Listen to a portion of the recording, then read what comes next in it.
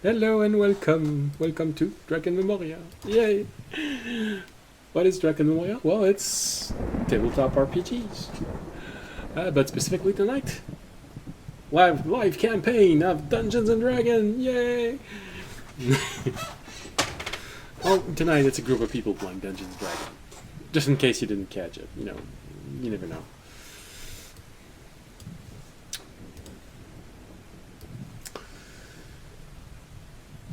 If this is It is not a live campaign. None of the players were killed in the making of any episodes. yeah, recently. characters, yes, but not players. Yes. Well, I don't know. I really don't know. Is it a positive if a dungeon master say I made a dungeon that was so disturbing that I lost the player? He became a patient. Sounds more like a Call of I think- Cthulhu kind of problem, though. Yeah, I think that's only if you're playing Call of Cthulhu. Oh, okay. Because it implies a lot of things about where your power is coming from. Yeah.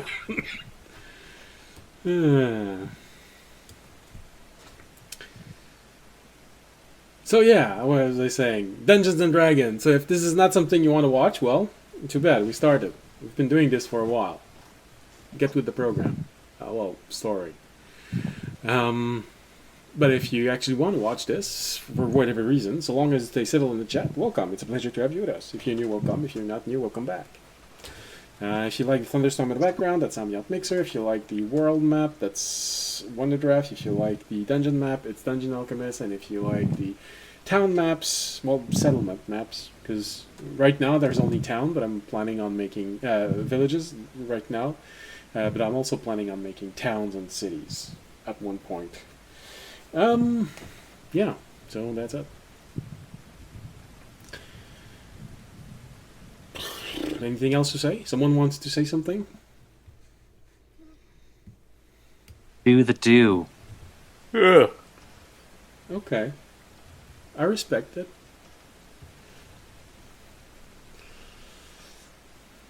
I mean, it's your personal... Yeah. JFK fair warning, assassination I didn't was get an a lot of inside job. sleep last night, so I'm gonna definitely not fall asleep. That's good. What'd you say was an inside job? Nothing. Nothing was an insult. Nothing at all. Alright, what happened last episode? The party decided to hurry up and finish their excursion in the wizard sanctum. Oh, we don't need the thunderstorm background. There you go. Knowing the wizard would eventually come back and most likely be mad about the incursion into his sanctum, the sanctuary, I should say. Yeah, not always use the word sanctum. Need to expand my vocabulary. The party decided to take on more risk, hoping it would allow them to leave sooner rather than later. In the process, a portal to another realm was made, nearly pulling two members inside the abyss. A party member was injured to the point of not being sure if they would survive, and an odd relationship was started with a consol. The party was, however, successful in escaping the sanctum before being obliterated. I think that pretty much sums up everything.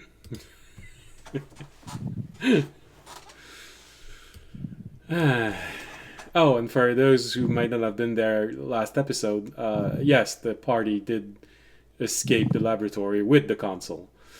So we might witness the beginning of a new friendship or more.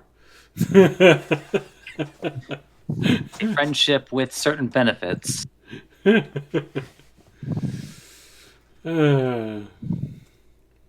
So,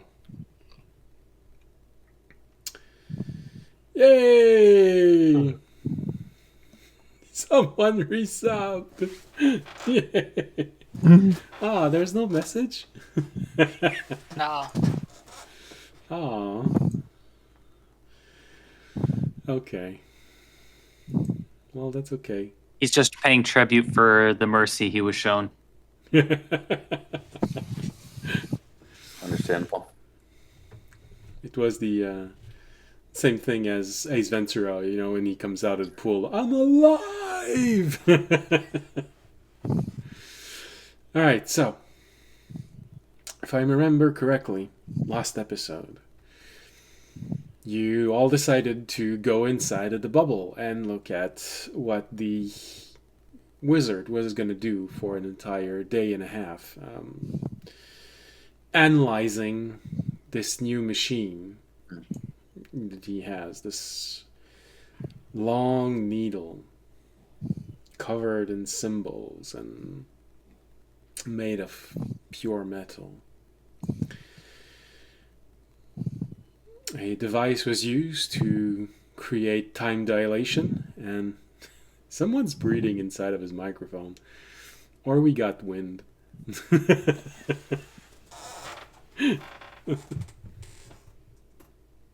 Not me. We're good. Okay, it's good. It's gone. I guess I'll just double check to make I sure don't know my if it was me. microphone That's okay. settings wonky. It's good now. And that's the problem, is that the moment I said this, 3-person decided to do something with their camera and their microphone. So now I don't know which one of those 3 was the problem. Well, no, it was just a matter of checking if my settings changed, and they didn't. So not me. All right. Not it. That's okay. Well, it's not there anymore. It could have been me. So you decided to stay inside, recover.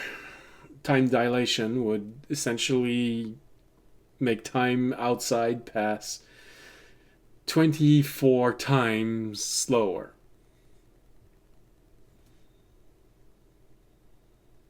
Was that it? Yes, an hour was a day. That's 24 times slower. So it's kind of weird when you're looking outside, because you're used to seeing a snowflake fall and then take about a second or 2 to go from the height of your eyes to the ground. But now you're watching it fall for a full minute. You know, just... Ooh. It's doing a flip. It's doing a flip. It flipped.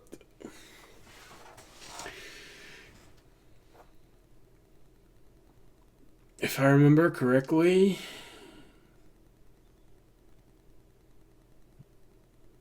audience and Remy decided to go directly to bed.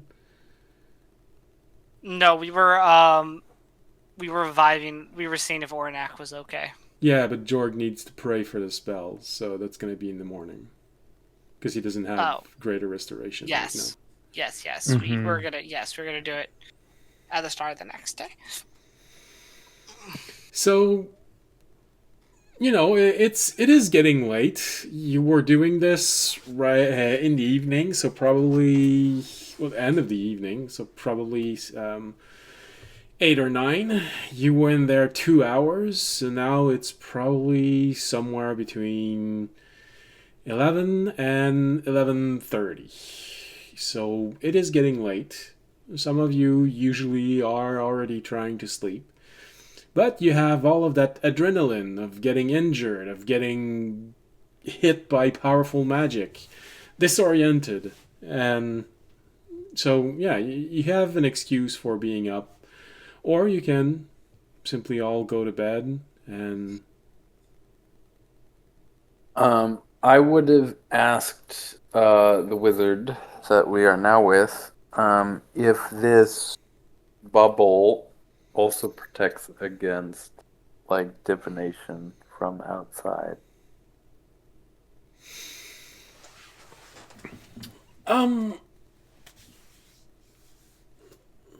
He would answer you that the bubble itself, no, but some of the protection that he placed are made to make sure that it's not easy to figure out where you are, because it would only be a question of hours for the wizard to find where this has been teleported. There's a good chance that he tapped it in some way to make it easier in case someone stole it. So he did prepare, and he did make sure that it wouldn't be easy to find him. So it's part of the little object that he activated around him There's maybe two or Okay. three on the floor. One is a crystal. One looks like a little machine with a little ball turning. Last one, you're not sure exactly what it is. It's a kind of device. One of them is the bubble that's created the time dilation. Another one is an inhibitor to make sure that the needle is just not simply transported back. And you're guessing that from what you just said, the third one is a measure of protection against divination, but you are dealing with a powerful wizard, so who knows how long that's going to be efficient. Yeah, so do I think that casting non-detection on people would help? Well, it can't hurt. Would it help? It would be an additional measure of protection.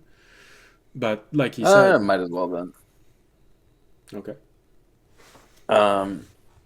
Yeah, so I'll just go around and as everybody's going to lie down, just sprinkle some a little bit of diamond dust, like right on their nose. It's super obnoxious. Right when they're trying to fall asleep. And Remy, you. No, don't get up. You're fine. Don't worry about it. You open your and- eyes and you see this really beautiful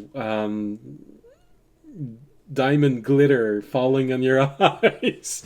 And there's a brief moment where it goes, oh, and then you realize what it's made of and it goes, oh.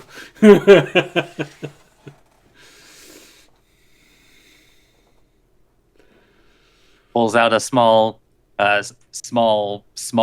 vial of holy water and applies them like eye drop. Yeah.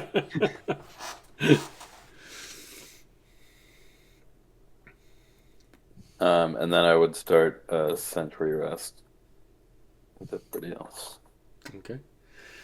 Do you want to spend a moment alone with your console?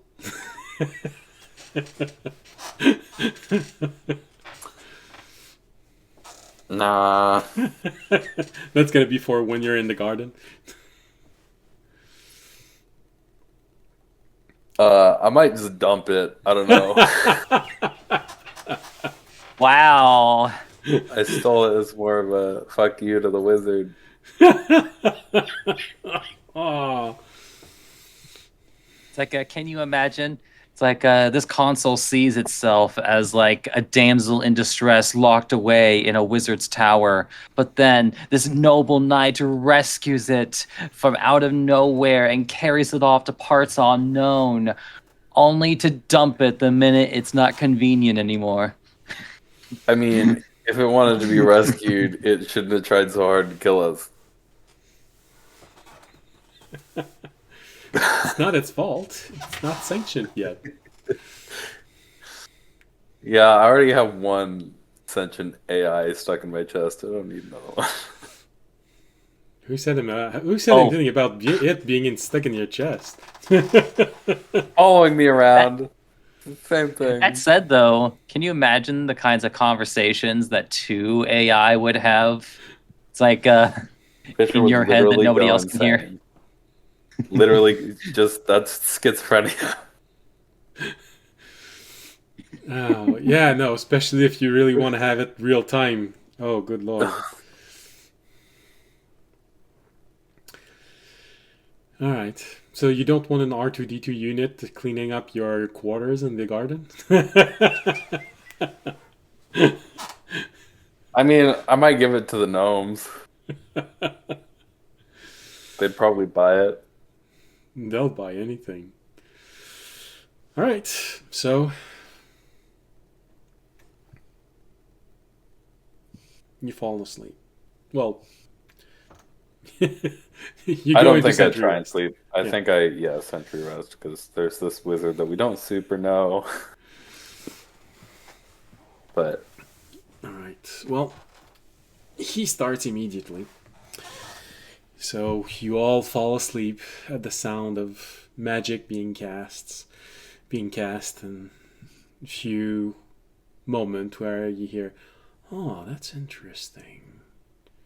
I wonder what that's supposed to do exactly. And then slowly Just like we can see Sam right now. You fall asleep. Just as I'm describing you fall asleep, we can see you going. Like, yeah, sure, bitch.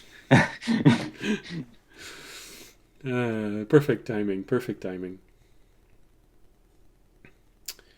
All right.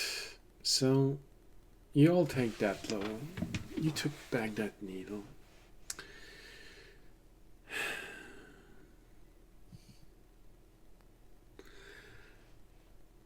I'd say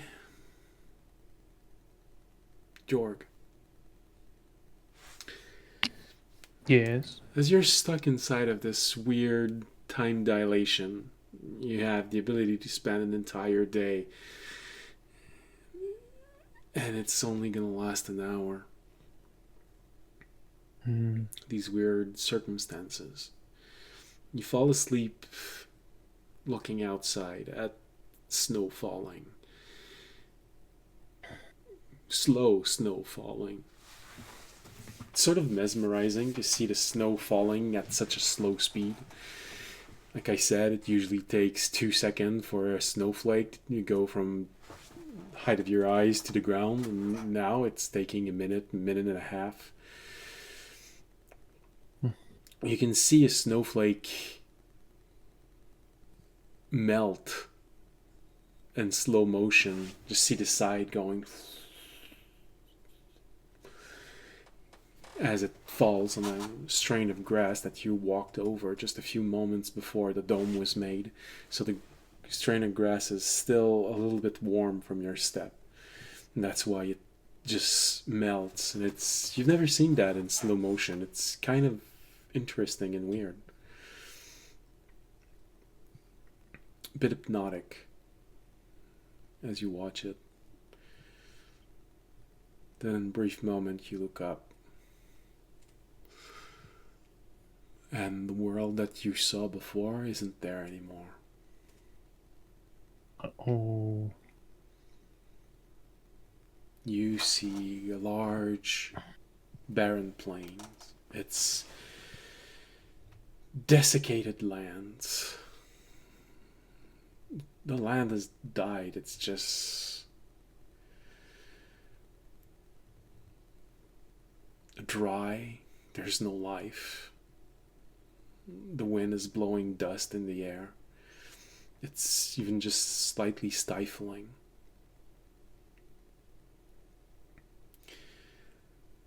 You look up and you see this cloud cover, complete cloud cover. It's sort of like looking at a very old picture when you look around. How the colors have faded, but you look at yourself and you see that the color haven't faded. It's just the world. As if the world had started to fade.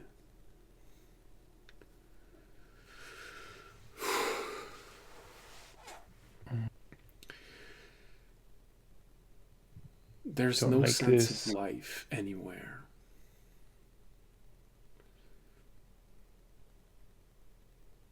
What would you do in front of that? What does Jorg do inside of that moment? I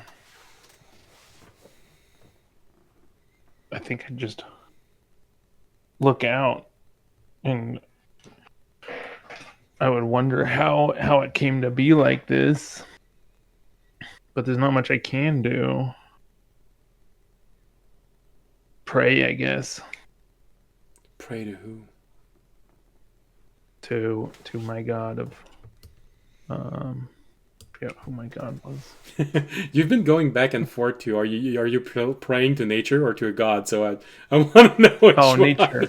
Nature in general. I'll pray to nature and hope this isn't something that Well, you see, as we all know, God exists in all of its creations. Therefore, by praying to nature, he is praying to the God that created it. Mm-hmm. It's not a bad interpretation. Yeah. Nature, gods are the embodiment, the something made alive. This is why the god of war represents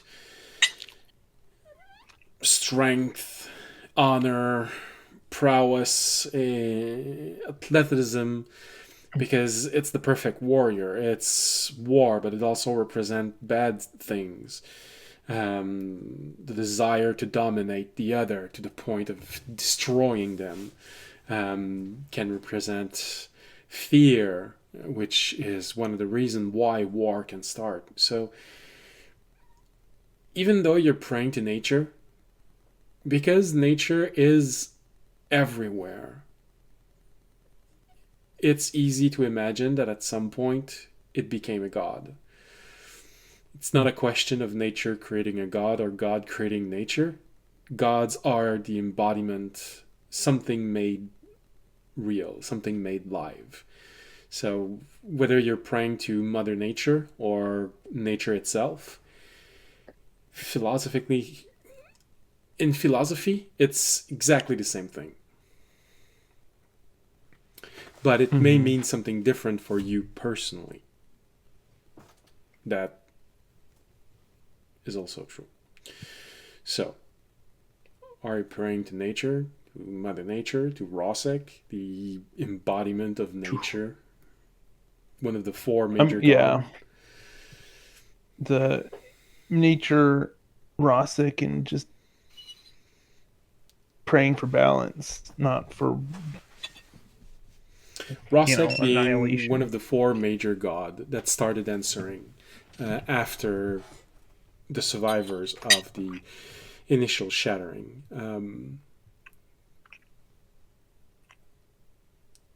Were left without gods. So when that happened for a long period of time, there weren't any gods answering. And Rosek was one of the four gods who answer. Like Augater was probably considered the most powerful force of good in your world, and one of the four gods. So Rosek would represent the highest form of nature, the highest representative, and most likely the embodiment of nature in your world.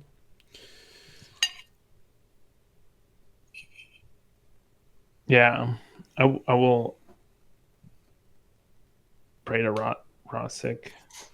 Well, yeah. And so you prayed him for a little while, and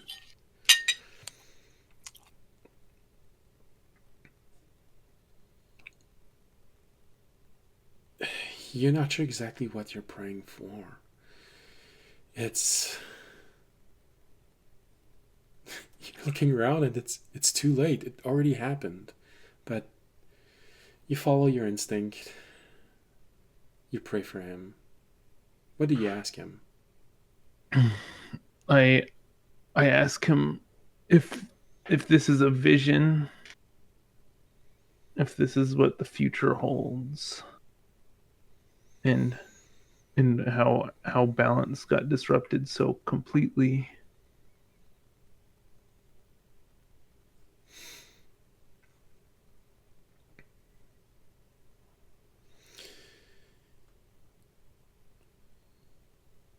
You feel the wind for a brief moment on your skin. And you see this little dust devil that forms in front of you. It doesn't last for too long because there's another current another strong wind current that slams it to it, and you see it break apart. Usually dust devil don't do this, so for a brief moment you sort of interpret this as part of the answer.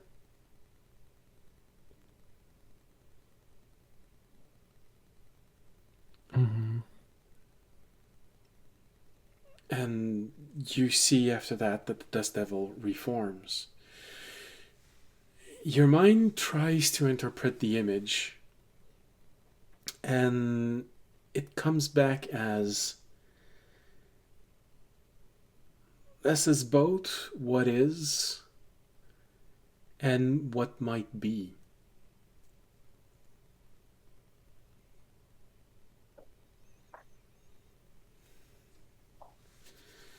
it is inevitable and possible to avoid. Hmm.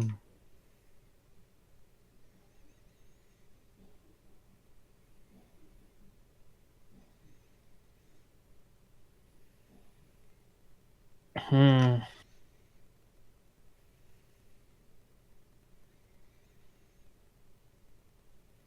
How do we avoid it?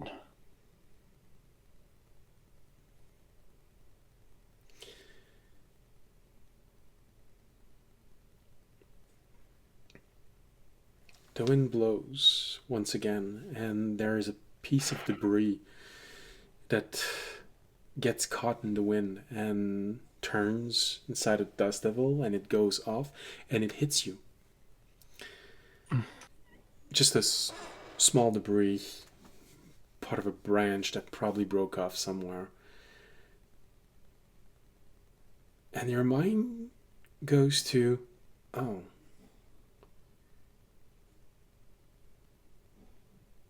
if you hadn't been there, the debris would have kept on going. You. That's an answer. You. That's how you prevent this. That's how you change what can't be changed, by adding something that's not supposed to be there. You. Maybe not you personally, but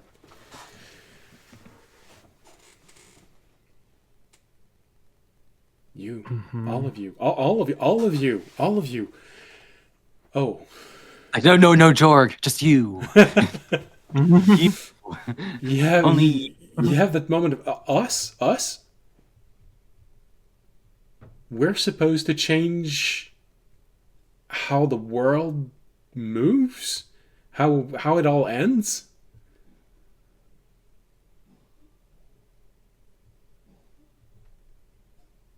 You're supposed to prevent the end of the world as you know it.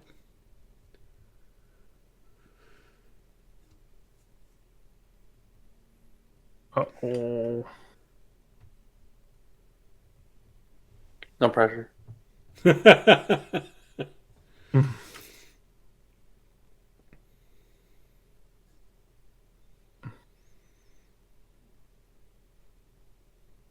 have to warn the others.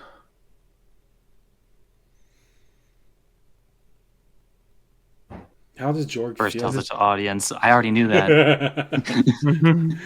Is this the work of the hunter cult?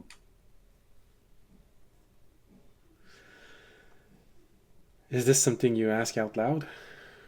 Yeah.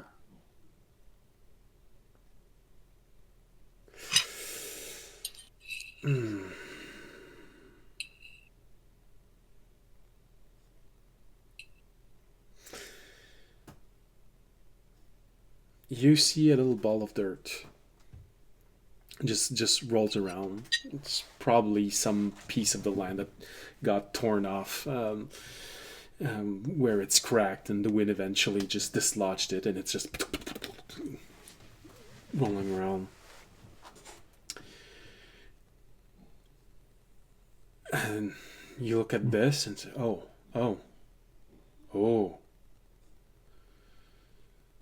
You're not sure who is who, but you have two elements there.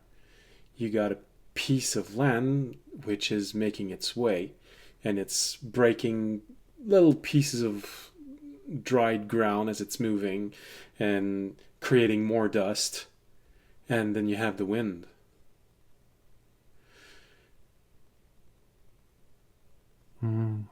You think, your mind goes to the hunter cult as the piece of dust, the piece of land. The tool. Yes.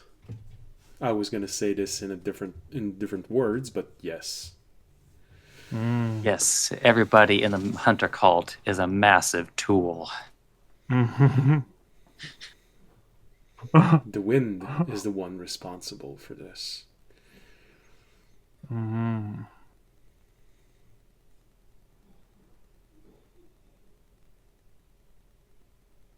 The wind. It's ominous. The wind is something impossible to stop. Yet, as you stand there, it is forced to go around you. Mm-hmm.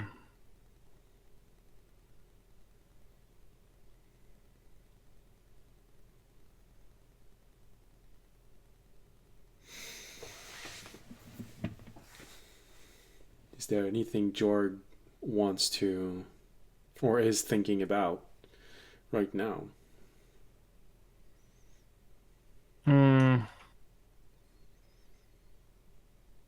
Just that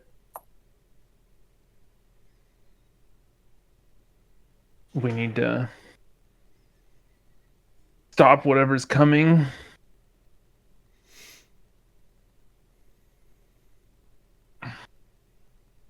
And for some reason, some way, little old you, and maybe little old all of you, is supposed to make the difference.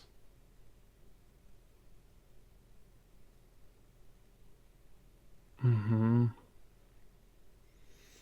All of those ideas coalesce in your mind, and there's a brief moment where you let your hand fall to your side, and you feel that little drop of sweat falling, leaving your thumb hitting the floor, the land. For a brief moment, you see that little of water go up, and mud has been created. And then you see a little beetle coming out. It moves inside the mud. You're not too sure, but as you look at this, you feel like this is the last element that the dream is telling you. Sweat. Efforts. This is how you do it. Mm-hmm. Don't dwell let too the world long end. on how. Yeah, I don't know. That sounds hard. We let the world end and then bring it back afterwards. No, I'm just kidding. With your sweat. With It's our a sweat. world fueled on sweat. Literally. Or shit. I didn't say It might be a dung beetle.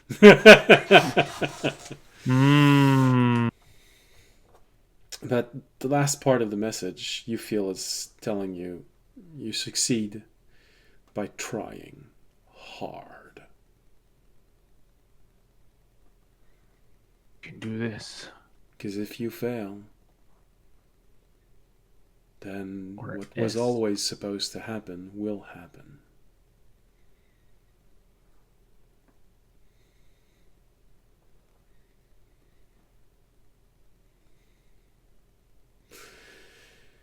We won't fail. You wake up. It's still the same hour that you slept, but you had a full night. Audience. Yes. Your night is slightly different. The symbols don't feel like a Native American is trying to speak to you through your dreams. You have more people talking to you more directly when a message needs to be transmitted. Okay. Look, we don't want anything to be lost in translation. It's just a question of contact. Because to the scale of your world, Rosek is considered a greater god.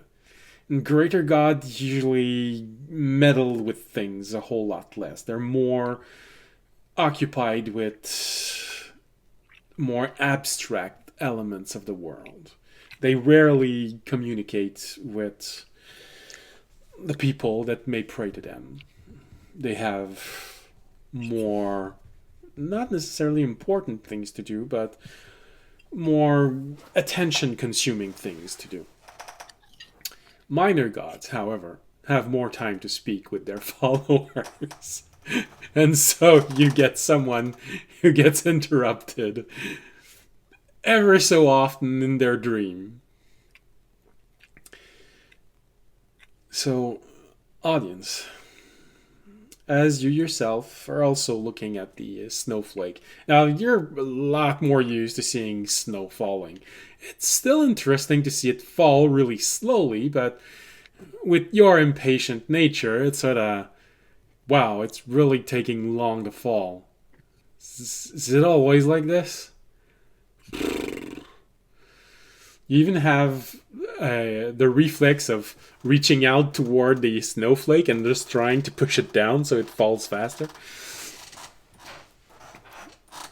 But eventually you fall asleep because it's so boring watching snowflake take a minute and a half to reach the ground.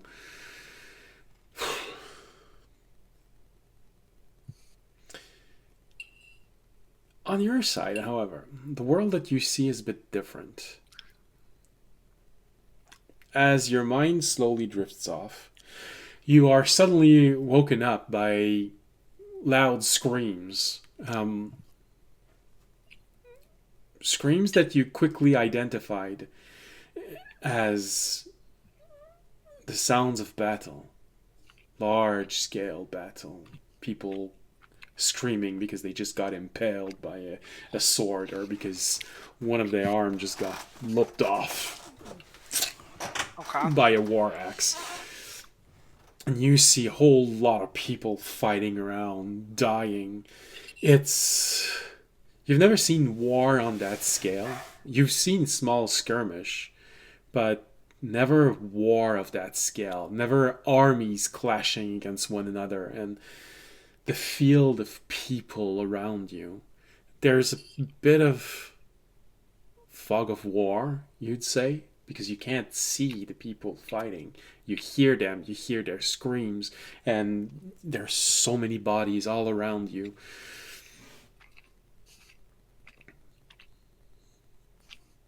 As your mind is slowly absorbing all of this, you hear a sound. And it feels like something just got obliterated.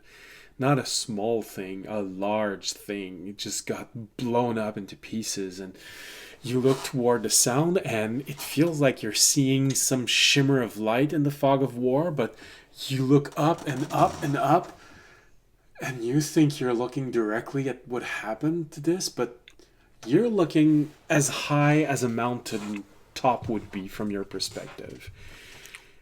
This war around you is going on a scale that is far greater than anything you've ever seen. And whatever is killing all of those people, either it has large armies or it is an army on itself. And it is destroying so many things everywhere. Okay. So what is audience thinking about right now as he sees this? Well, to be honest, at this point, audience has had so many dreams from gods that, while maybe earlier on this dream would have panicked him, at this point, he's like, shit, this seems bad. What is the message that's trying to be given to me? Okay. I'm like, all right, where's the fucker control this? What do they want to say?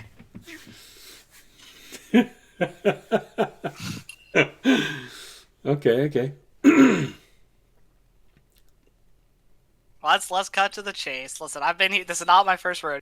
It's like my 15th at this point. Mm-hmm. So you look around, wondering what's the point of this? Why are you being shown this? It's obviously not something that, as you are right now, you can change anything in it. Whatever is attacking could probably just obliterate you just by staring in your direction.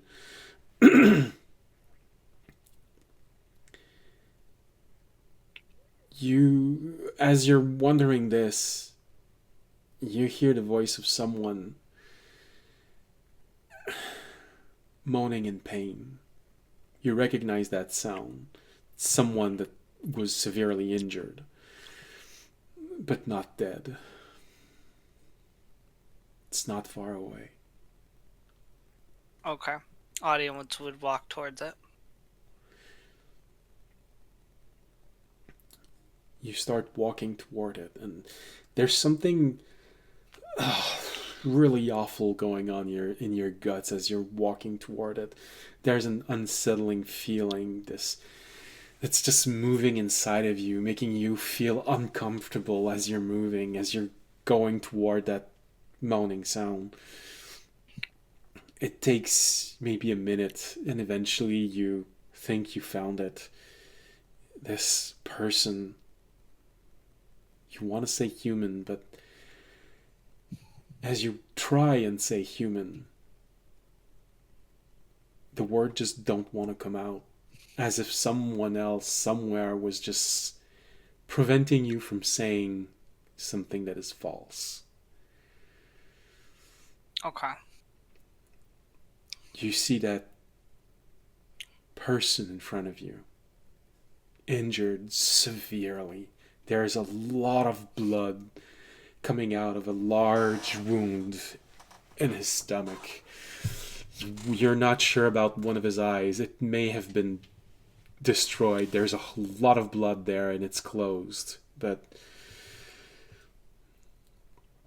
it doesn't have any weapon in his hand. It doesn't have any armors on himself, but it's there and it's trying to pull away, inch by inch, trying to pull itself away from everything that's happening. Okay. What do you do? Audience would walk up to it, and I'd bend down. I'll put my hands on it, and I'll start letting some of my lay on hands flow into it, and I'll kind of look on it, and I'll be like, I'm sorry. There's not much more I can do than stabilize you for a few moments. You don't have much time left, but if you have a message or anything you'd like to say as your final words, I am here to listen to them.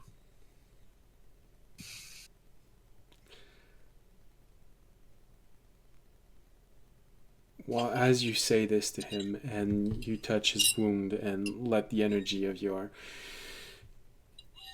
lay on hand go from you to him, there's a brief moment where it feels like the scale is wrong. It's like you're letting all of that energy go from you into him, and it's significant. It held you alive after receiving massive damage not too long ago. But right now, as you're pouring this, it feels like you're trying to feed a creature with an eyedropper. You say this, and as you are almost done saying this, the being grabs your arm with so much strength. It feels like it's trying to pull it out of your shoulder socket. And it feels like something reaches out from inside of his body and goes into your arm and starts to pull, as if to pull your entire arm inside of him. That weird feeling inside of you grows to such proportion that you start recognizing it. You start recognizing that feeling that you get whenever you're looking at that symbol that keeps shifting. When I look at him, or just the feeling I'm getting? everything grows strong at this moment. As you're watching him, as you're feeling your energy go into him, as you ask him what is his last request, it's a reaction to it all. It feels like something just grabbed everything inside of you and is pulling so strong that you feel your very life essence being drawn into this creature, this being. And you hear it say, and although your mind is racing as you hear this, he just goes, "Thank you. Your sacrifice will be appreciated."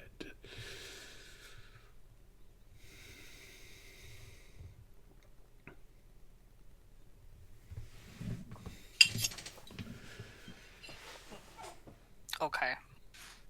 For a brief moment, it feels like someone allowed you to see something that happened on a completely different scale. Your soul detaches from your body as you just see it wither and disappear and completely be consumed by this creature. Your soul just moves away quickly. And you see that it gave it just enough strength to get up and start moving away, running toward a little dot of light in the distance. I knew it. It's all my fault. Nice one. It's always been my own Yep. fault. Oh, you Man, just audience, why trying you to be a keep good doing this person? stuff? Come on, dude. Mm-hmm. So what we're hearing is audience should forego his paladin ways. It's just like, well, I'm like, well, if I know how these things actually work, I doubt me helping it there. Actually, there was probably some other thing, something else that I was replacing, Yeah, right or I now, was embodying. Yeah, right now it does feel like you were living the events of this moment through the eyes of, and this is sort of weird maybe for audience to say, through the eyes of another god. Yeah. The last moment of an actual god shared to you.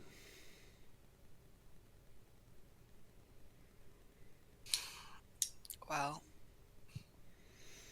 There's a brief moment when you watch all of this and it goes into your mind and you watch that little dot in the distance where it's running.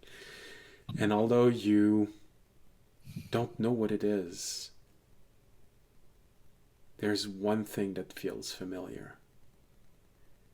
It feels like 4 towers are protecting this little dot. Just like your world has 4 gods protecting it. let's see. Well, that would make sense from everything I've learned throughout the time. There's been a war of, like, gods, perhaps even greater than what we consider major gods on this world going on, and our world was a shielded world that one could try and seek safety from the war in, especially a wounded being like this one. So that checks out. You'd guess that you've had this dream. Well, you probably wake up after that moment, and as your awareness is focusing back into everything around you, you'd easily guess that this dream came as a response to that huge needle that you took. This is part of what's happening. This is an element important in all of this. Now, is this part of the answer to stopping it, or part of the answer on how it's planning to break through the defenses of your world? That part you don't know. Could be both at the same time. Yes? It could be.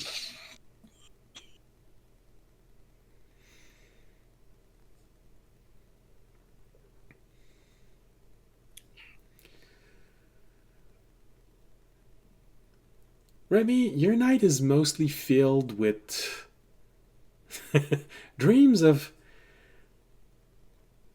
how the heck did that scroll end up in that tower?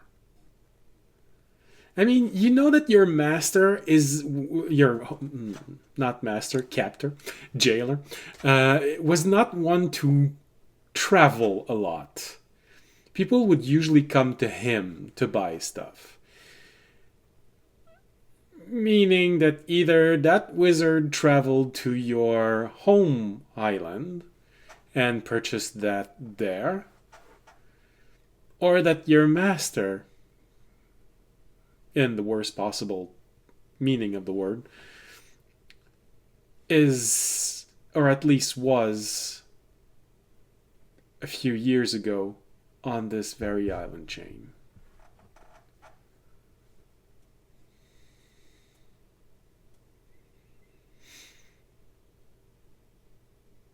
So I'm guessing that your night is filled with nightmares of that.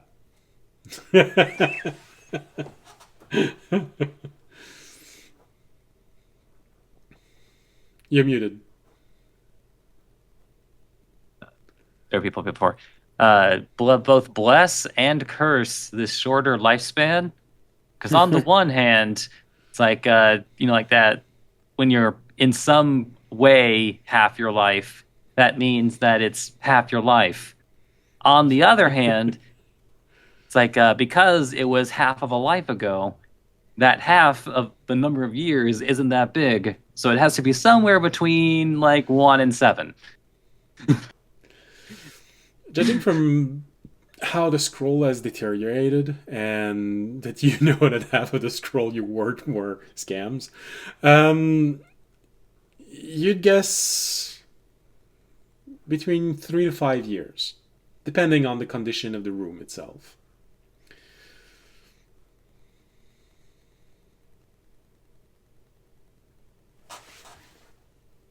Yeah, it's like what crazy wizard sex parties were happening in there. In fact, maybe that's actually how the scroll got behind the desk. It's like things got a little too wild, and the pile of shocking graph scrolls it's like I went quickly and it fell behind.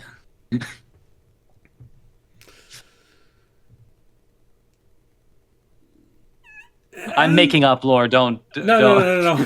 I was going to say, and you can't neglect how you were given the information of that.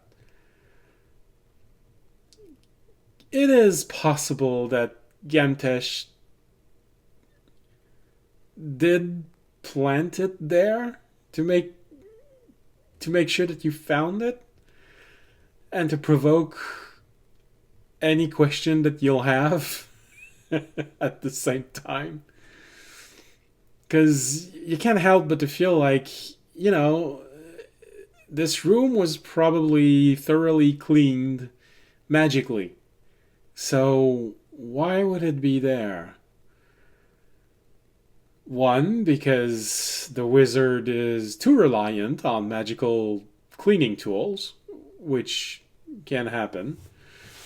Two, because it was somewhere else, and Gamtesh made sure that if you got there, it meant that you really went deep inside of that wizard's sanctum and came out alive. Which talks about your capabilities as a rogue. Although that does make me wonder if Gantesh's true power is in addition to his regular rogue abilities, like a bending luck. It's, no, well, no, I mean, for one thing, it is technically a rogue feature. It's like, but I could actually see like a roguish ability simply being that you always seem to be in the right place at the right time to find the right thing. Yeah, he does like stealing stuff.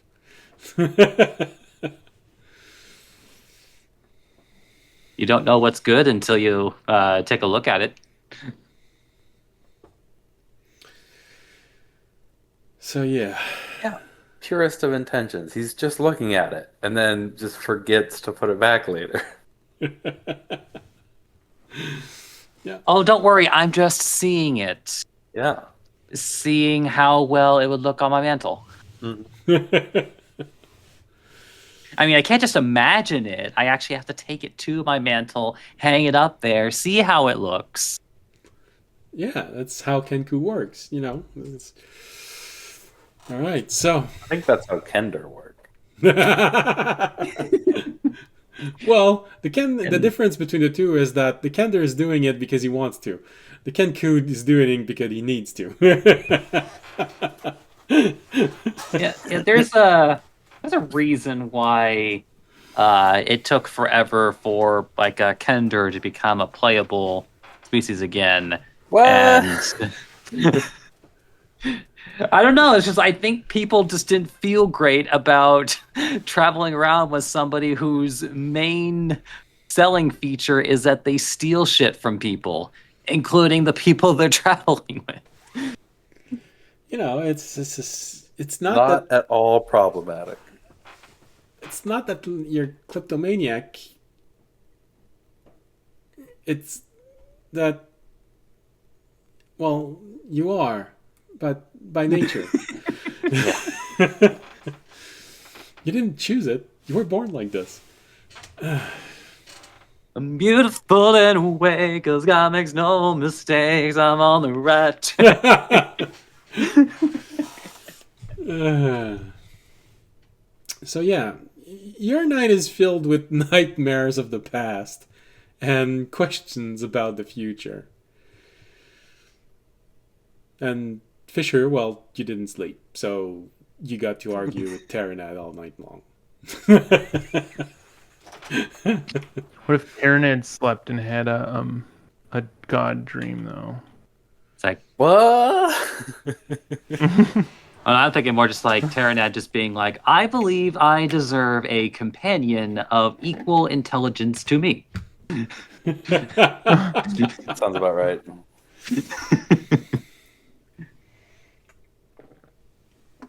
You know, and someone that is actually useful. So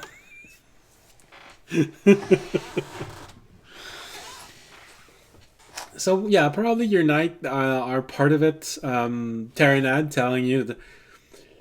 So, in what world did you think that it was going to be problemless to interfere with a console?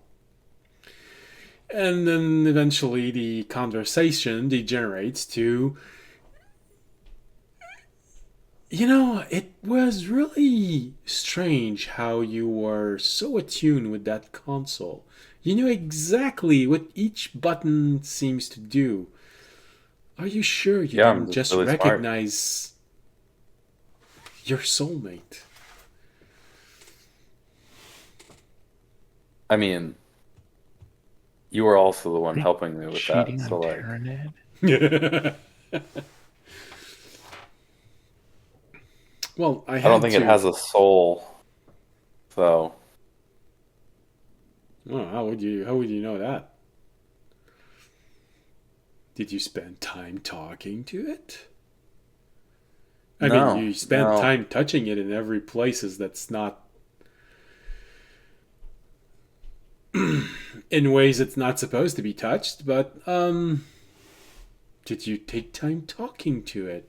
How? Okay, that.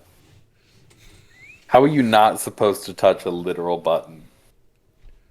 I'm not That's talking definitely about the where you're buttons. supposed to touch. I'm not talking about buttons. I'm talking about every nook and cranny. You slip Holy your shit, he is fingers jealous. in every single place it could fit. Imagine if someone did that to you. Oh, right. The gnome already did that. Yeah, that's happened. Forgot. They even licked your butt.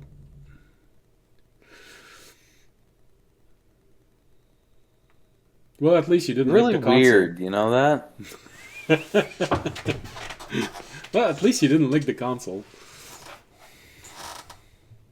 I don't know how I would do that.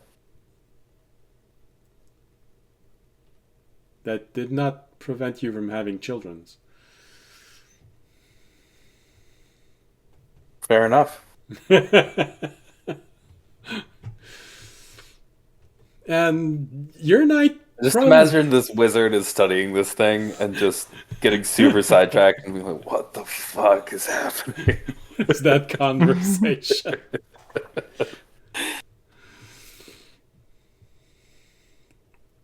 So, you contrary to everyone else who has slightly traumatizing dream, you're probably the only one who has very distracting conversation. Something to... Slightly traumatizing conversation. No, come on. Man, Terranat is pent up, dude.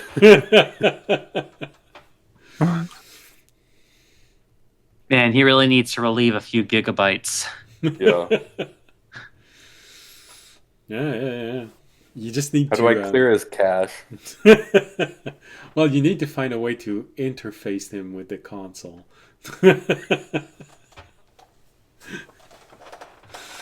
Like only with a strong connection. Yeah.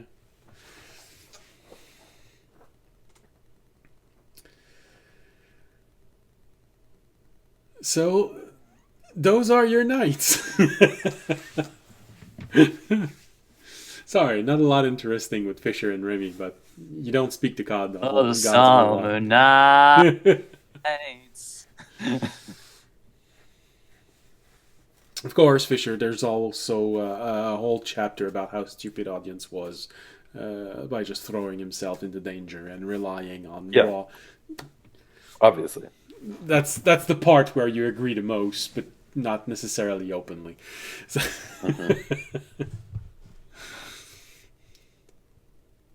and eventually, you hear your companions starting to wake up. And yeah, you sort of feel it. You're recharged. Time is weird because it's now midnight, but you've slept an entire night. All part of being a time knight. All part of being a time knight.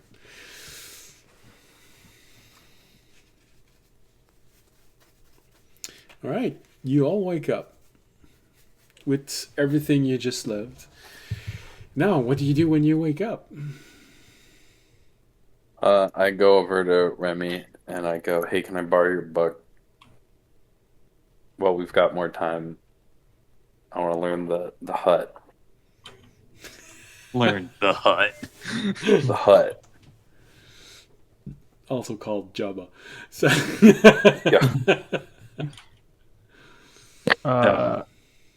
He a god provides told his me book. but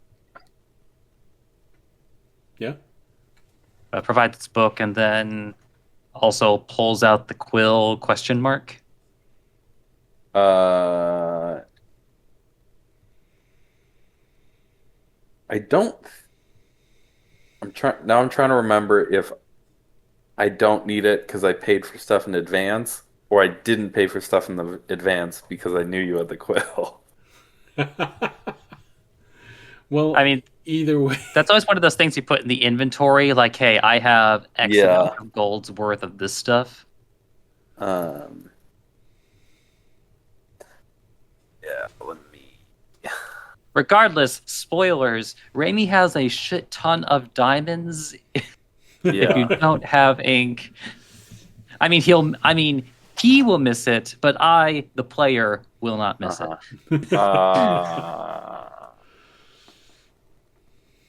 Yes, I already. No, I did for other spells, but not. Okay. So, yes, I will need that pen, please. He'll give you a pen and a, I guess it will be, I think the smallest he has is a 300, so. That's the inkwell. Here we go. Okay. I'll only need half of it. Thank you. And then I will. Okay. George, you'd started to say something. Be all excited to get to work, look down, and be like, take a second to go, fuck is this? I was just gonna tell people about my dream Okay. that As Fisher is learning how to use a gem as an inkwell. mhm.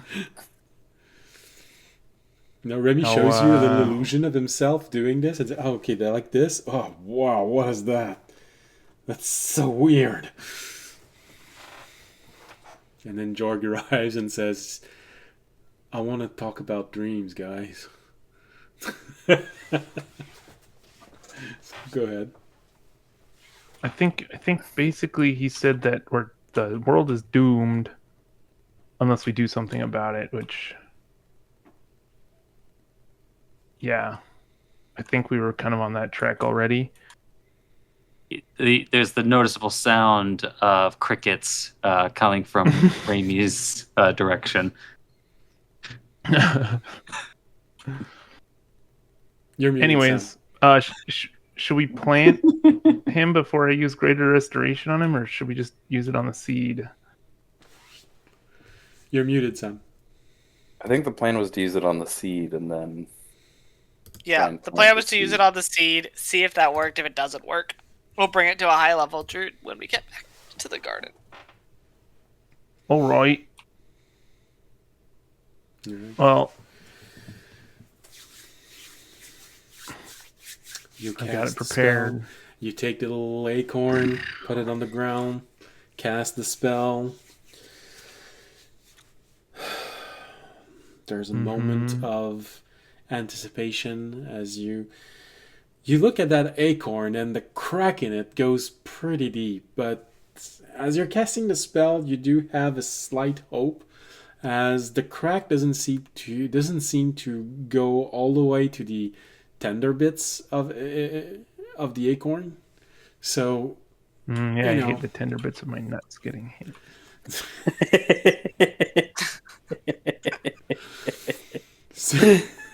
Fair enough. Dude, same. You take. Anyways, That's it's okay. You concentrate on the spell, you cast it, and there's a brief moment where the energy just reaches to the gem and envelops it, and after a moment you start seeing the crack closes itself slowly, but it is closing completely. You're all looking, this is okay, this is a good sign, this is a good sign. Which means that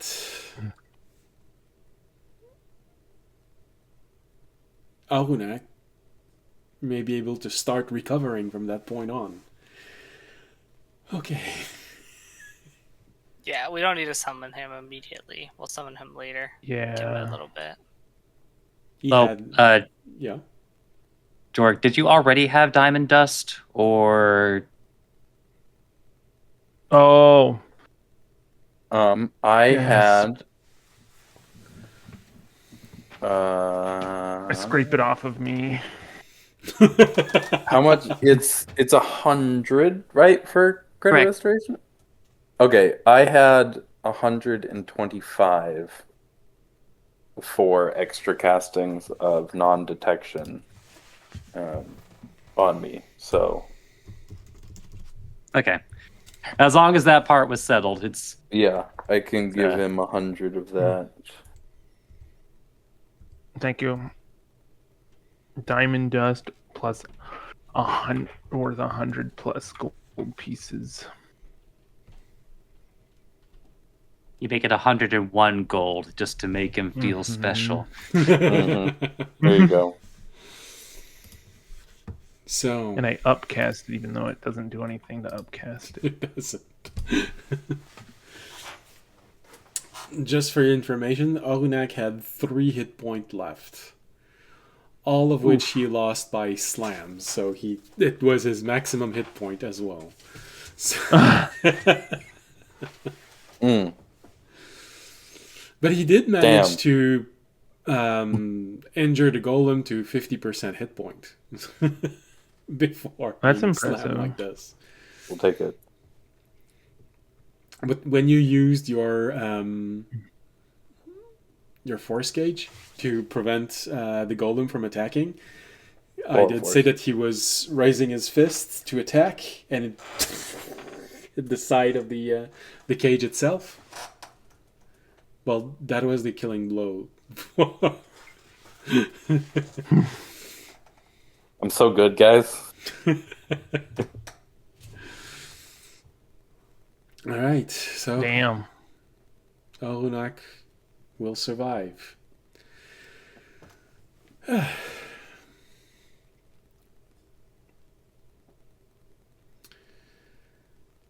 As you all cheer for this.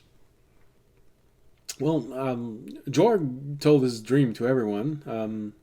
Does audience do the same thing, or do you just keep going on your whatever you're doing right now? Honestly, audience doesn't find his dream super important. Okay. You're like, just friggin' more gods shouting at me about God stuff. Yeah. Okay. Same old, same old. Yeah, God, we get it.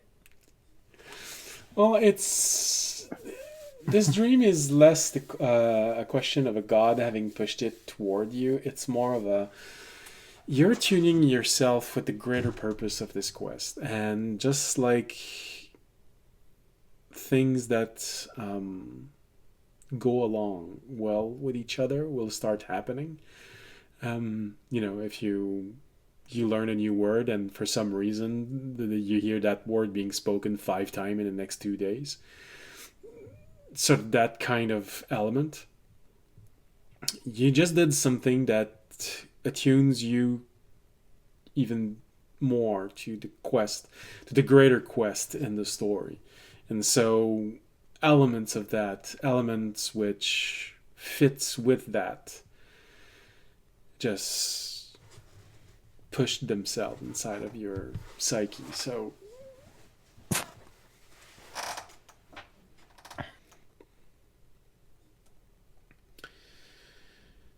all right, so you are all awake. Arunak is going to survive. Well, would he have died, or would he have just been unable to come back to this realm? Forever banished from the material That's plane. what I was wondering. Yeah. Tried. Thing. It's probably the... Oh, jeez. I think there's a skunk outside. Ugh.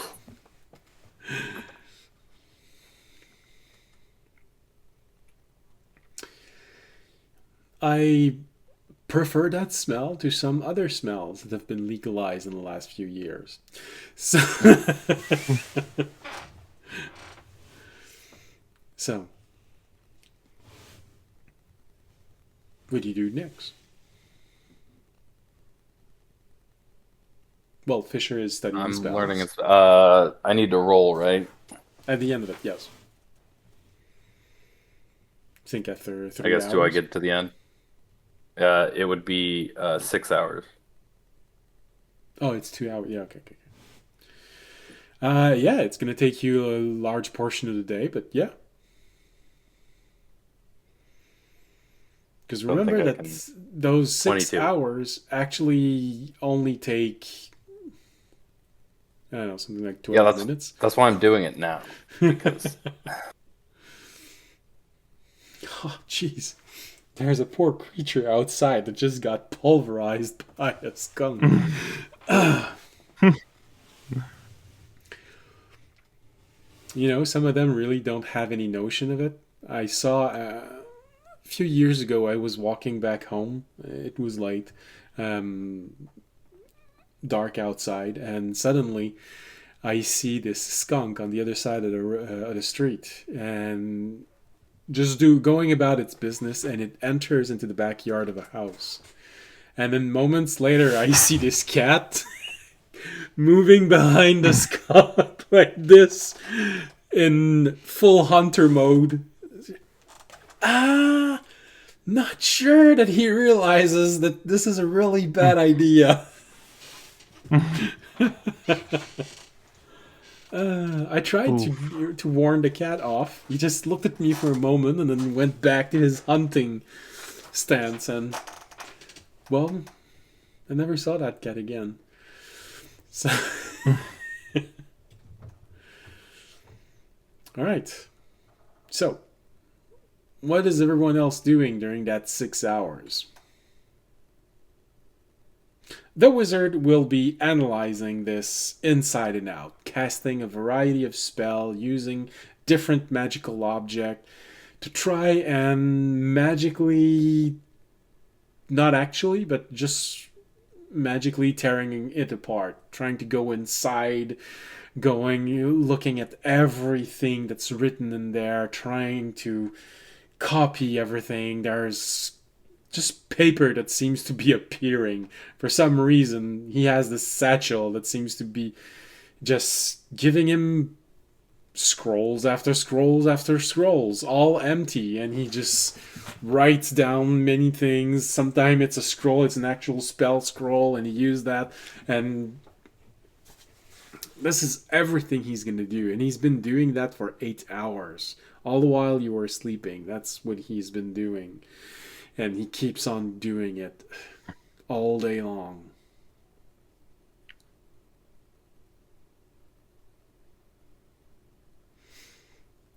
So what is Jorg, audience, and Remy doing? Sorry, while he's doing that. You don't have to be doing something. I'm just giving you the opportunity to do something if you want.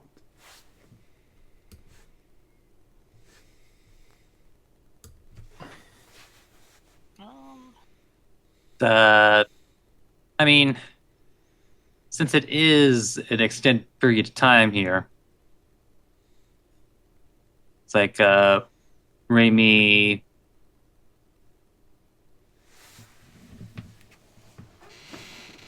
Yeah, if there's like a quiet time where like people like seem to be taking a break from whatever they're doing, Raimi will pull out the scroll that he had found and at least show it to the party, though I think really only Fisher might be especially interested in that.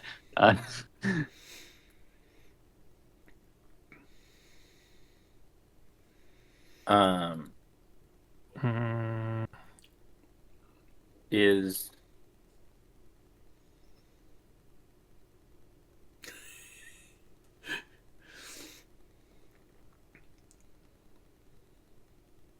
I'm gonna need the second part of that sentence, Fisher.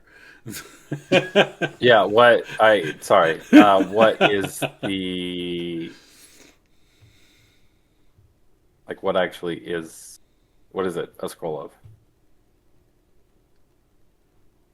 Unless I'm misremembering, I think it was a Misty Step scroll, wasn't I it? think. That's what I was about to say, so if you're saying this also, then it's probably exactly what I said. Do I understand the significance of it? Maybe not. You look at it, and Having just learned a spell from Raimi's spellbook. Well,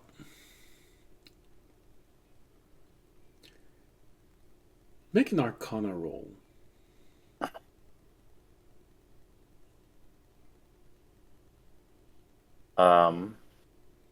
That's only a 3, but that ends up being a 15. Okay. With Terry, 11 for just me. As you're looking at this, and just okay, it's a Misty Step scroll. So, and then you hear Terranad's voice going, and that's why you're not that good of a wizard. There's a mistake in it. A deliberate mistake. Look. and your attention is drawn to a little part where it's subtle, but it's an obvious mistake. You kind of mistake that needs to be intentional, because it's not extremely easy to see. You'd have to know your basic with magic, and 10 would be sort of a roll of 10 would sort of mean that you are average. So that's element of, you need to be just a little above average to see the intentional mistake, which would render the scroll useless. But it's a kind of mistake that you intentionally make. Now,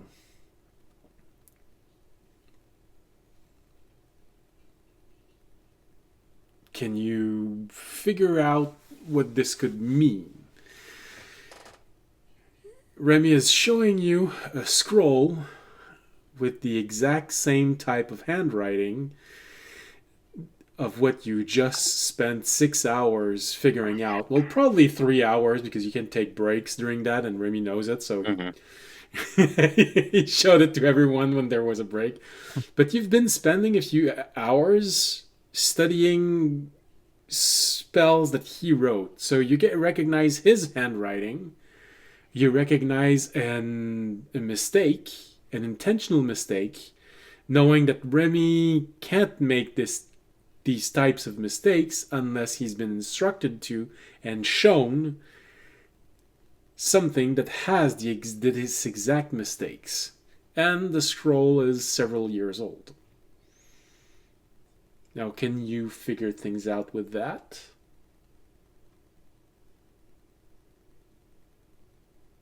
I mean, I would. Are you asking me to roll for it? Or are you saying, do I think I can figure it out? Because I kind of feel like I think I could figure it out. Well, first, I am asking if you think you can figure it out. Yeah. I'm giving you all of the separate elements that both your roll gave you and that you would know.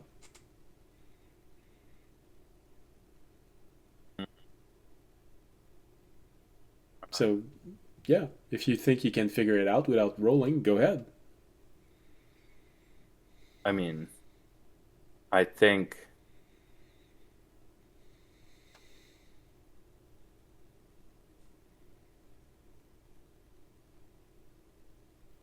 I mean, I think I would at the very least, I think I would just recognize,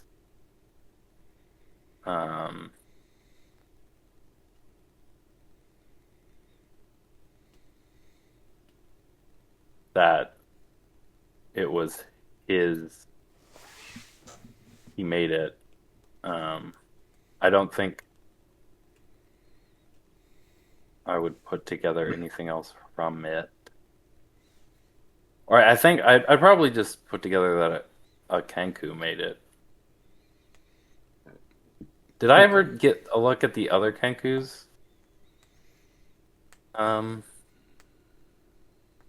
No, but Remy might have mentioned them.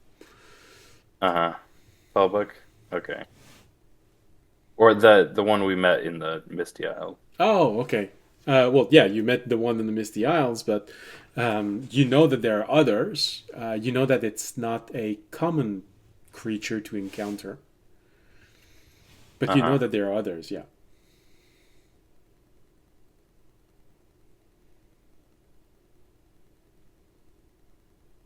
Orc walks up. It's like, ooh, a scroll of Misty Step. That'll be useful. Mm-hmm. And there's a mistake in it. Intentional one.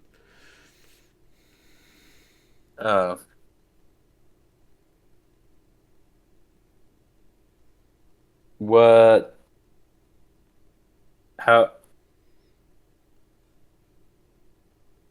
It looks like you made this. Is that? Why'd you fuck it up?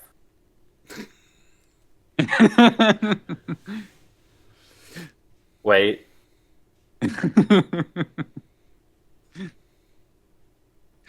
A little spark Yeah. goes off in his head. If he is, you made it. You made scrolls for that first dude, right? The little Rainier spark becomes a nods. firework.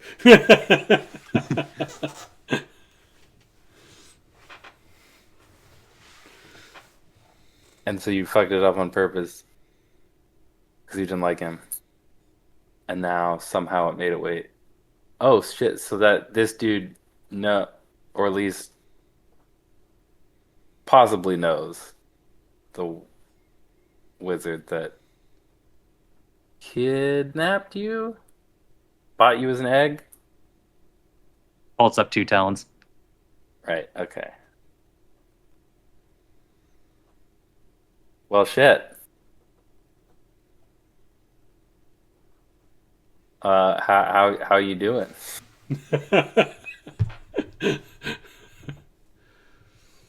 It's like, actually, Rainy, maybe a bit reflexively, just because this is how he always saw other people do it.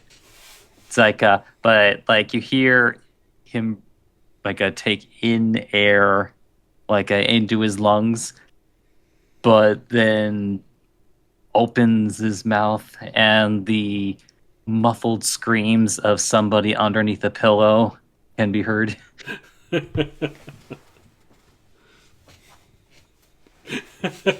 It's the right sound, but there's the pillow missing. The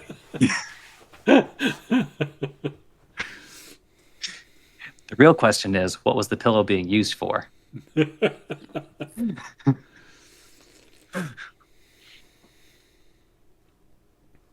Fisher's first thought is like, were you...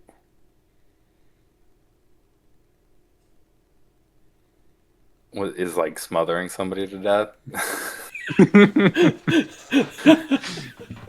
Like what? I mean, yeah, that would. I think you could be sneaky enough to do that. It'd help. It'd stop him from doing any verbal components too. But Misty Step is only somatic, right? So I feel like he should still get out of that. We can workshop it though. No, Misty Step's only verbal. Are there any somatic only teleports? Might be a good idea.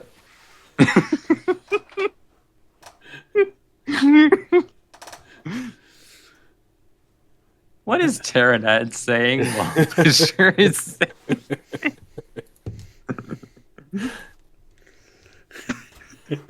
Terranad is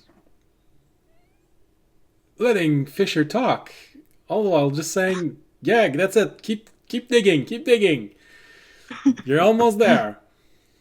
It's like letting him cook.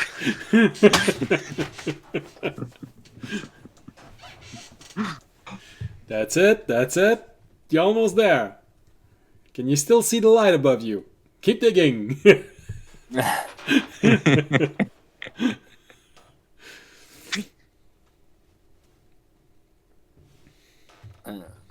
I don't know if the other two are paying attention during this interaction, but I wonder if they'll at least hear the muffled screams of somebody being smothered by a pillow or smothering themselves in a pillow.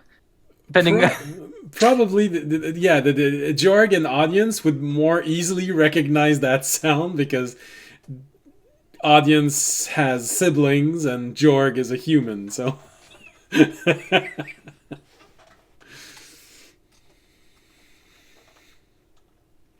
So you've all been witness to that conversation. How do you react to it exactly?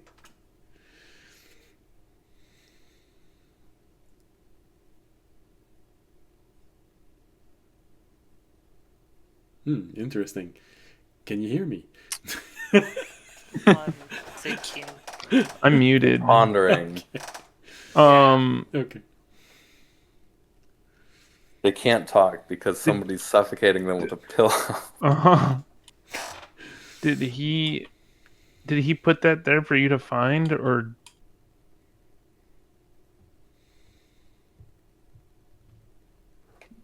and also are we going to kill him?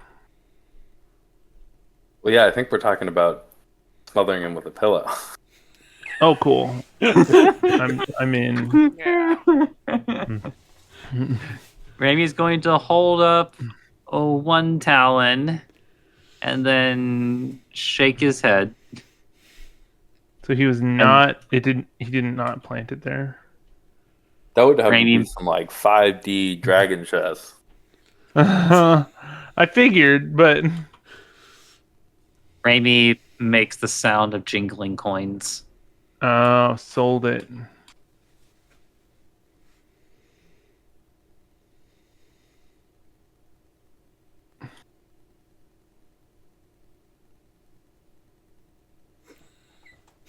Everyone's looking at one another. Yeah, sold it. Of all the things Like, to do with child slave labor, just selling magic scrolls is kind of lame. So Raimi opens his beak and, yeah, I'll go ahead and quote this. It's like, come at me, Nickelodeon. Did I mention I'm an incorrigible prankster? I mean, I feel like we picked that up.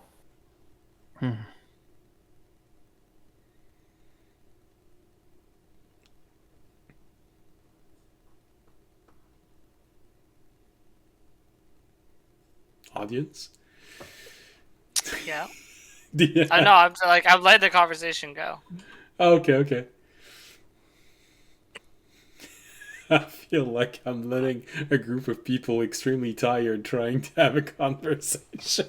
Yes. They're all looking at one another, just hoping that the other will say something. My brain is going chug, chug. Unfortunately, Chug. it doesn't. Unfortunately, it's actually pretty in character because this is how a lot of Raimi-centric conversations go. Yeah. Yeah, Like, that's fair. what do we say to that? I mean, I guess audience would be like, so what do you want to do with this new information? Do you want to follow it to where it leads, or just let it go for now? Raimi's going to hold up one talon, and then he's going to minor illusion Gentesh. Unfortunately, he's never able to get like a perfect picture of Gentesh because he's either slightly shaded or moving too quickly. It's like Okay. pictures of Bigfoot. Talk to Gentesh is a Gemtesh. cryptid. So we're gonna talk to Gemtesh. Let's go kill that MF. Level 20 rogues automatically become cryptids.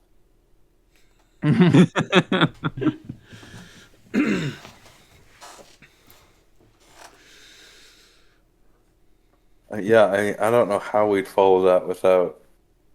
But then again, that's not really my expertise. So, yeah. I mean, above table is Raimi actually familiar with the concept of legend lore, or were we just mentioning that above table? The general concept, because we obviously know somebody who can go even deeper than that. But I'm just curious if he knows what the legend lore spell even is.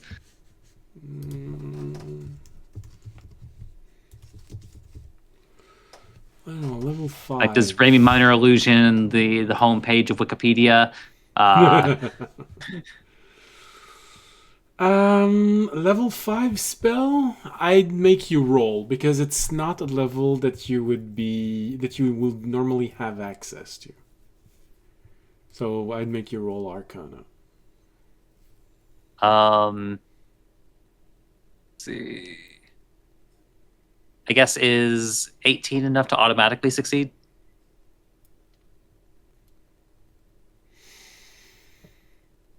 Level 5 spell, 18. Yeah. I only asked because I can't roll lower than that. No, I was just. I also don't know if there's additional information. Yeah, well, you would know of the spell, but yeah, if you want to know exactly how far it can go, then yeah, roll. Okay, yeah. Uh, that's gonna be 22.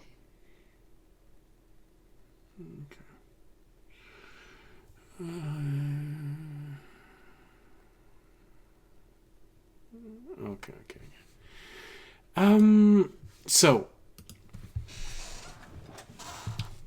the spell legend lore has its limitation in the fact that it only brings out exactly that legend and lore. It doesn't just give you a text. It will tell you about the legend. It will tell you about the lore, but through what's been written before. So if the only thing you have for a acts of legend is the story of how it was forged and the warrior who took it and how it became incredible, you're going to learn that. But specifically, being able to know exactly the real tale, what actually happened, that would go with your friend's ability. So that's the difference between the two. It's being able to contemplate, and then first pointing to Gentesh, and then holding up two talons. Minor illusion there. I wish I'd had to I knew how to to describe him in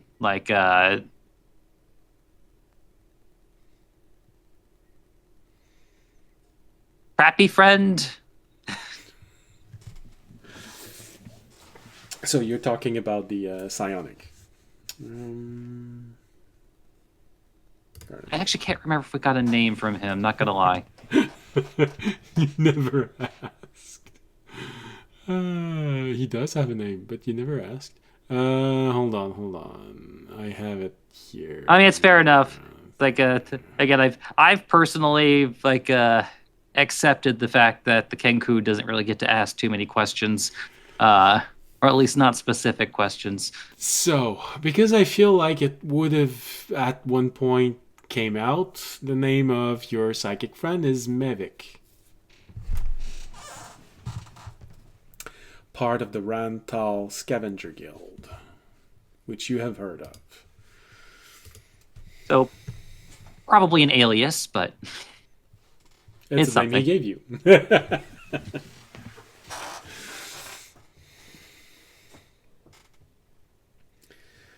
How do you But spell yes, that? What? How do you spell that? Mevik. M-E-V-I-K. Hold on. V-I-K, yeah. M-E-V-I-K. I heard an R in there somewhere. No, the guild I am Merrick he's part Ishtar. of is Rantal. A scavenging guild. High-end scavenging guild. You know, they can get things from people that you would rather they not learn that you are the one who wanted that.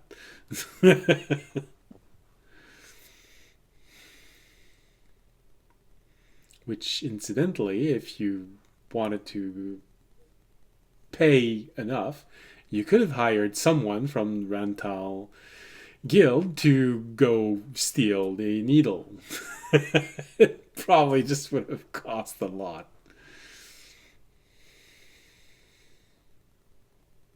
Mm-hmm.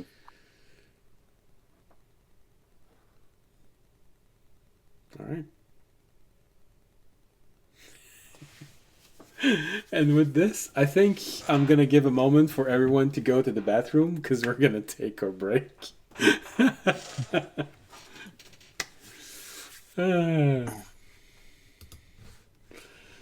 All right. We're going to let our comatose players go to the break, and hopefully they don't fall asleep while they're on break. I was gonna say.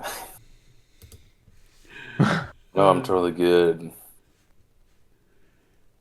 Well, I'm saying this, but it did happen once before. Mhm. I think one of you once Lies. before fell asleep. Not me. Well, I didn't want to say who exactly, but since you're volunteering that information, so see you in 15 minutes. Bye.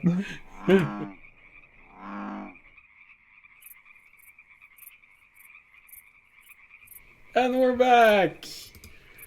Well, we're all back except audience. Hopefully he didn't fall asleep. It's now audience's turn to take a massive dump. You should shove. He fell asleep What happens if on the you- bowl. What happens to you when you take a massive dump? Dude, good question. Oh no! Uh-huh. Apparently, Jorg is very constipated.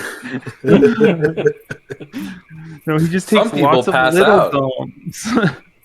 Constipated, I had a patient dehydrated. like that today. I don't know A common why. known medical issue. I don't know why, The but common everything you've been medical talking issue? about just makes me Yeah. wonder what's going to happen if one of you puts his butt to the edge of the time dilation and then just outside. Yeah. Are you going to be stuck seeing it fall in slow motion for a minute and a Pile half? up on the way out or something. Yeah, because your vagus nerve kind of runs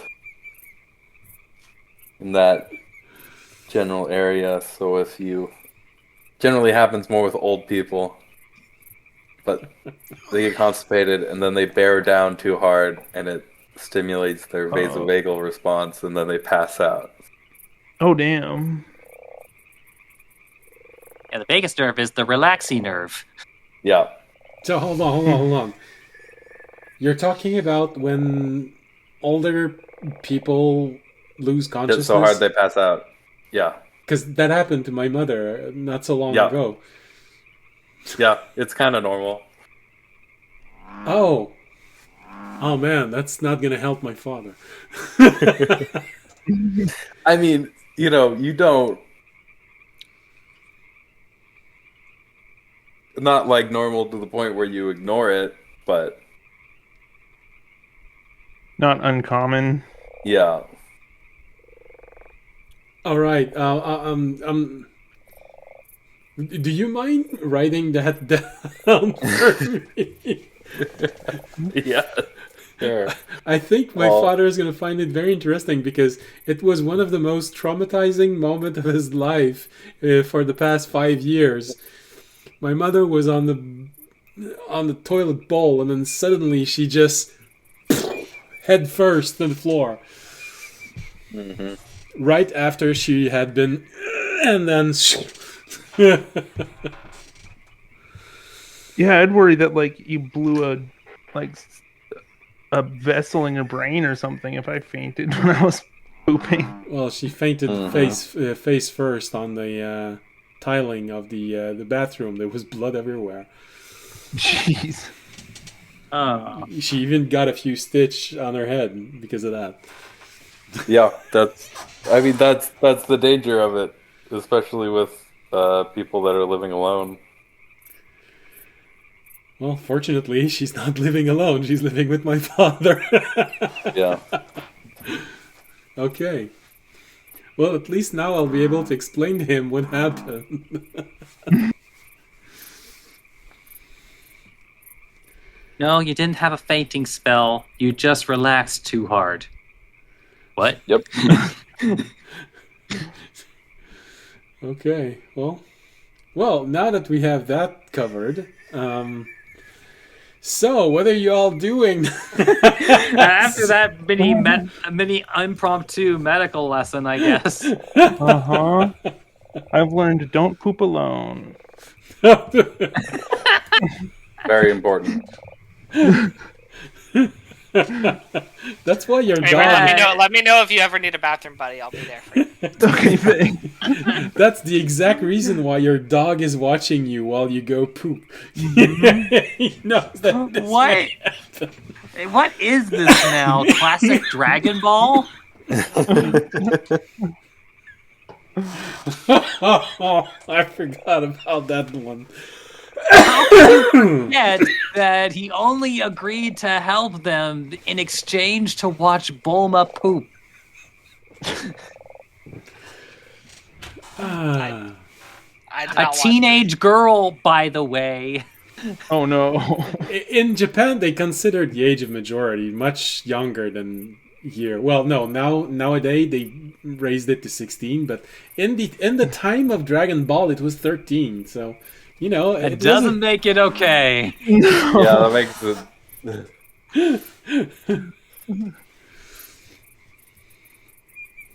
So, with that in mind, Anyway, Has the guy from the garden got here yet? he's supposed to be there early next morning. He said a day and a half. So you Oh. got a third of a day for sleeping, a full day he's gonna do, and then he's gonna be arriving somewhere in the middle of your next night. So Okay. The time dilation may have messed yeah, us up. that's why I wanted to. I was asking: is there anything you want to do for that day? Things you wanna ask, talk about with the wizard between yourselves? If not, I'll jump directly to. I would ask the wizard if he could make anything he found on specifically turning that into a weapon to take down a god. If he could write down those notes for us. Yeah, if we can use this against them.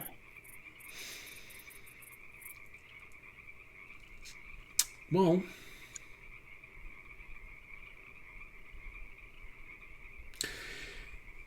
when you say this, he does take a moment to watch you carefully. Huh, that might have been information that I would have appreciated to know before I started doing all of those tests. It would have made things a little bit easier, a little bit faster. How do you know that it's meant to be used against beings of 'Cause greater you- 'cause power? you- Because you told us in your shop 5 days ago. No, but God specifically, I mean. Oh, I was just making an It was, assumption on what you said. more of a putting together of what we know who we got it from is trying to do. Yeah, versus what you And said. what you said is possible with it. Yeah. Well,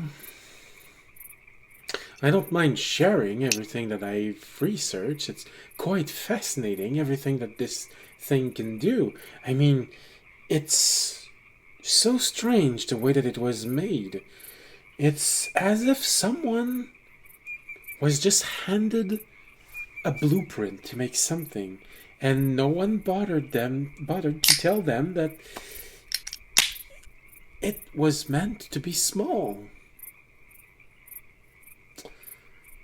Oh. It's like, you know, they wanted to make sure that everything would be there, and so they gave him a very detailed blueprint, and that person, for some reason, did not figure that out. This is meant to be much smaller. I see. So Is there the any- 2.0 version of this would be tiny. Oh, absolutely.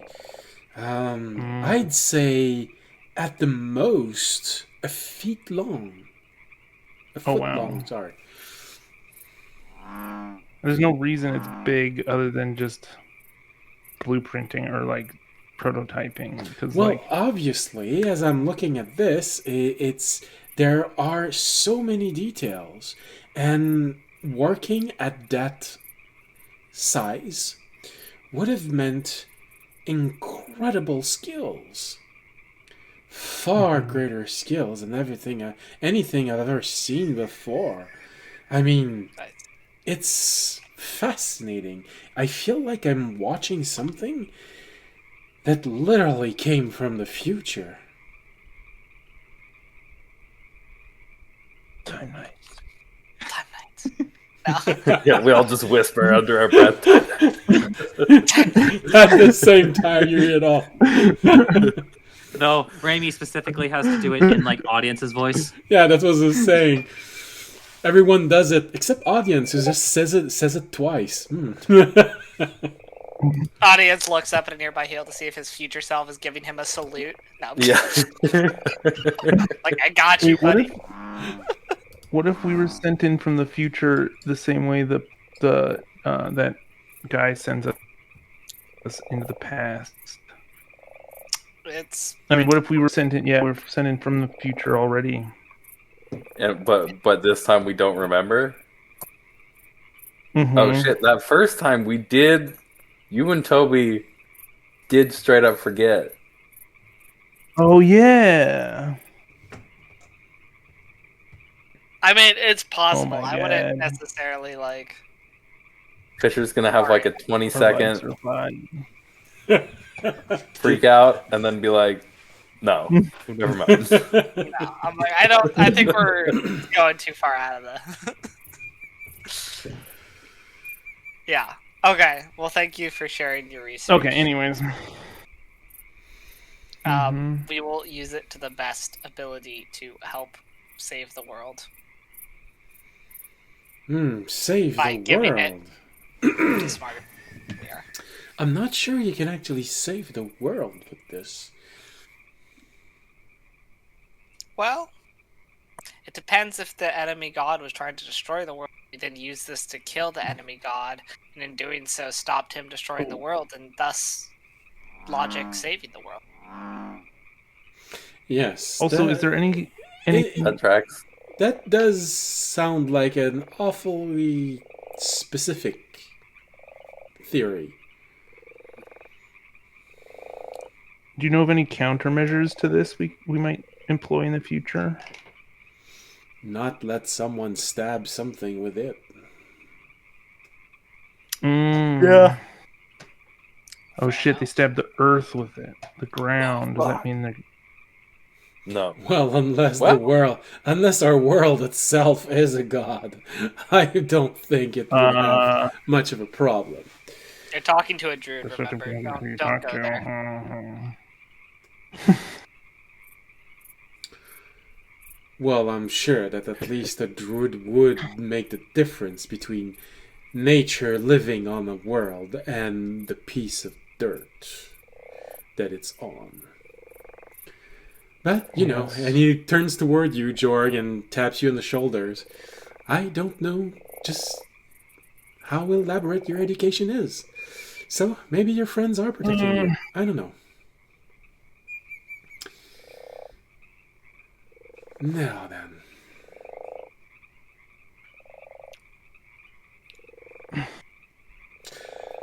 What I find the most interesting with this is that it feels like it's just one part. As big as it is supposed to be combined with others. But look at how it's made. The different ways the metal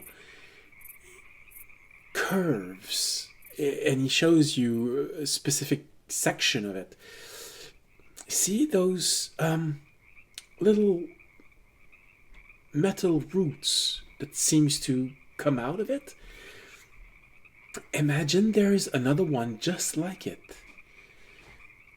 You could easily just fit it right next to it. It feels like it's just going to fit. I'm looking at your faces and I see that your imagination can fathom it. Oh, give me a moment. And he uses major illusion to create another one right next to it, but as an illusion. And it does seem to fit quite well. Now imagine, and he makes a single hand gesture, and you see a whole bunch of it appearing. Just imagine it like this. Now, isn't it special? Now that does look like a very, very large blade.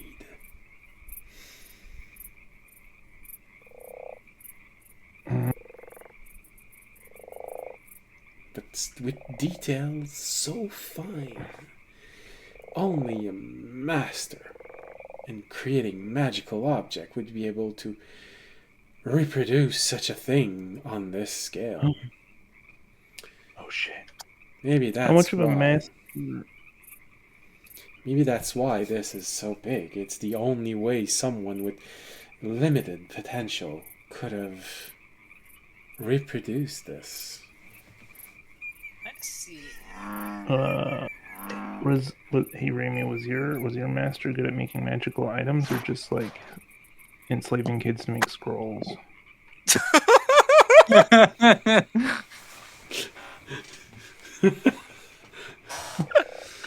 Oh, that was funny.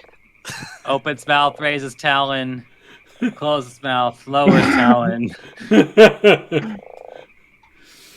And it takes us 'Cause, back like- to Dragon Ball.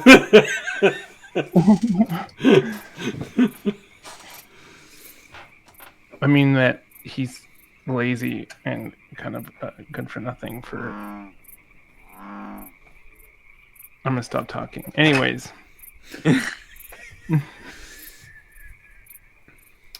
Well, whatever the case is, whomever made this, I doubt very much that kids would have been able to write so fine magical glyphs. Although, there is a way to sacrifice people to make this. Knowledge he has. How many people? One for each enchantment. I mean, it's a pretty bloody way of creating enchantment, but I mean, if you want to work on a very small scale, it is always possible. You take a person and you write the enchantment on them. Now, if you write them correctly, this should kill the person, vaporize it, because a person isn't meant to hold magical enchantments. But if you do it properly, when the person is consumed by the magical enchantment, the enchantment itself is gonna stay hanging in the air for a brief moment.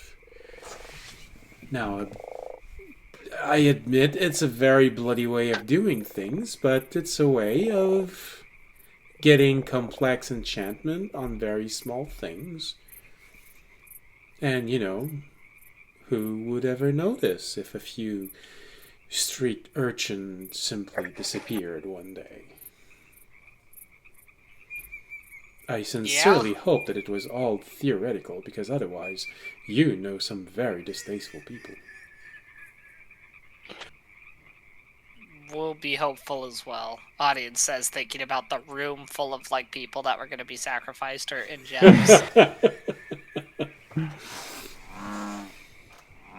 Also, all the people being murdered by their poison across the like. He's like, yeah. I don't think these guys got that much of an issue sacrificing people. You know, So many Kobayashi diamonds. was literally used as game in hunts. Yeah. The weak are just tools or fodder to be used for the greater purpose of the machine. Well, Or the hunt. Whichever. I feel like audience is mixing books now. Listen, audience isn't part of the hunter cult. He doesn't need to study their religious tomes. Right? Smile? No. Just like audience getting like plans to take over the hunter cult because he thinks he can change it. I can fix them. All right. Gonna give up on fixing the cult he started and decide to go fix a different cult. We see that cult's a lost cause. This one is still Mhm. fresh. That's funny. Exactly. The way that audience was talking, I was starting to get the feeling that he may be starting to think that the two cults are the same.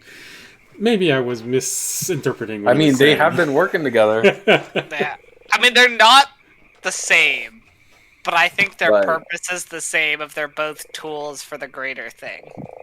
Yeah. All right. Hey, we still got marsh sounds. We don't need the marsh sounds.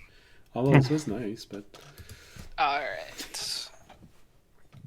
We might just need like the ethereal background noise, like when like magical stuff is happening. Audience will know more when we go and infiltrate my church to get the plans that probably starting to get fairly annoyed assassin is waiting for that I promised him. yeah. Shit, we should go do that.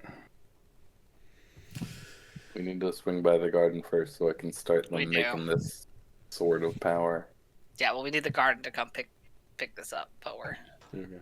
They probably have people that can do these enchantments without sacrificing. they probably also have people who can study it and tell us what's actually are the details of it, because this would not be beyond their capabilities. All right. So you wait a few moments, and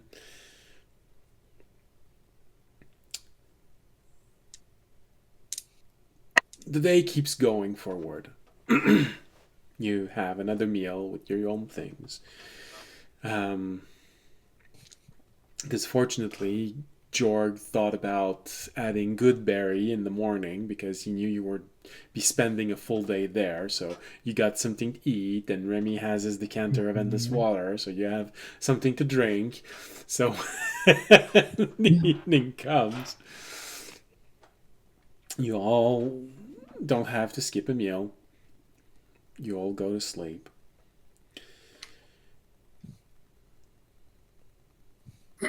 During the night, you all start sleeping. Well, except you, Fisher. I imagine you still go with sentry rest? Yeah. Okay. So, during the night, you know that someone should be coming along soon now. The wizard is still doing everything he can to make things go as fast as he can, and getting everything he can, all information. There's enough scrolls being held by a huge stone on the ground to fill 2 books. Looking out, suddenly you start seeing a familiar creature arriving. Well, very slowly. He's just entering your field of vision. You recognize the long robes of the wardens. And, oh, okay, well, he's about here. And you have a brief moment where oh, yeah, that's right. Time is slowed down. He's gonna take at least an hour to get here because, yeah, time. But as you're watching him, you're expecting to see him moving in slow motion, but he's not. He's moving at a normal speed, outside of the bubble. You see him arriving in front of the bubble. Holy shit. And you just take one finger and pushes his finger inside.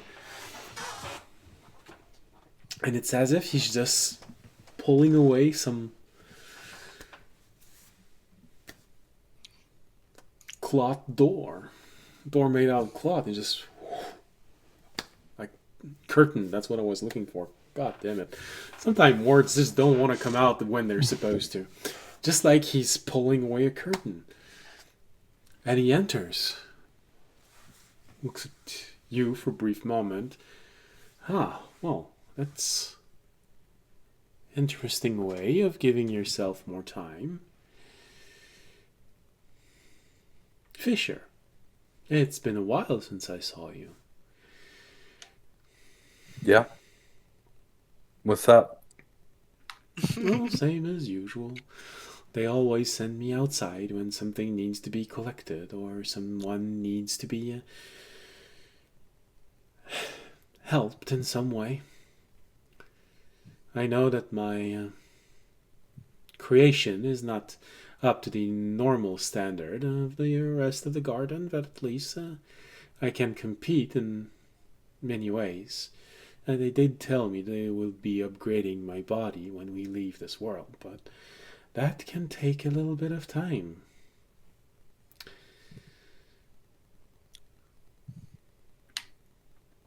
So, how has your... And he looks around, looks outside.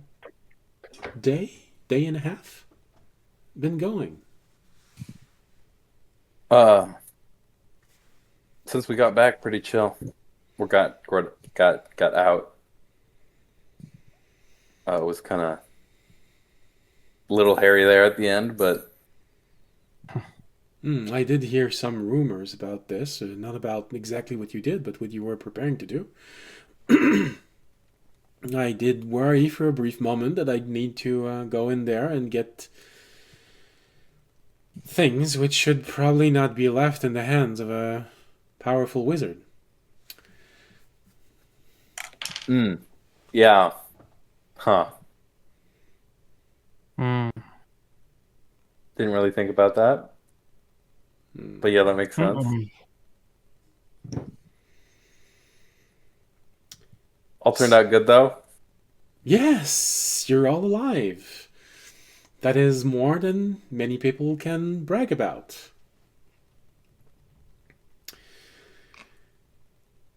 Now then, the rest of the team is going to be here in about an hour and a half, but I can most likely start preparing. I mean, adventurers from the garden have decided to come and help me.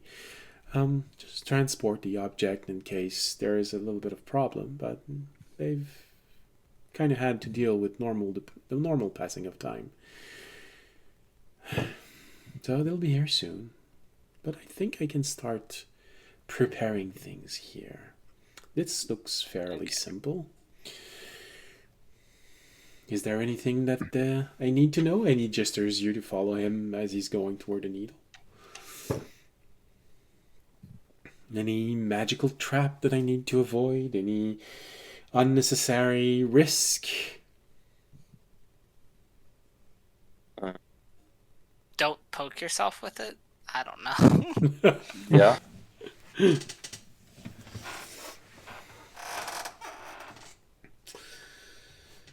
Not that I think you have divine qualities.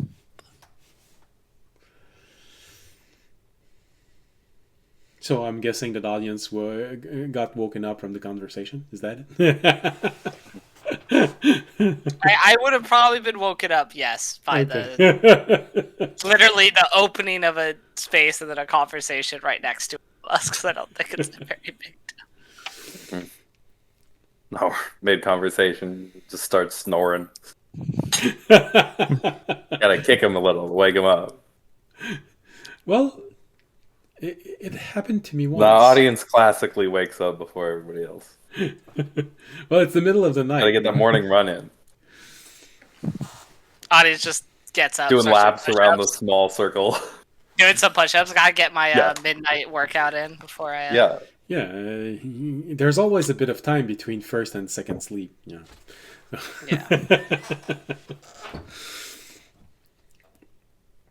All right, so you take a moment, look around, see the other wizard. Wizard sort of stops mid-movement, looking at Dayrez arriving. Hello, and who might you be? Oh, I am the person here to collect this object.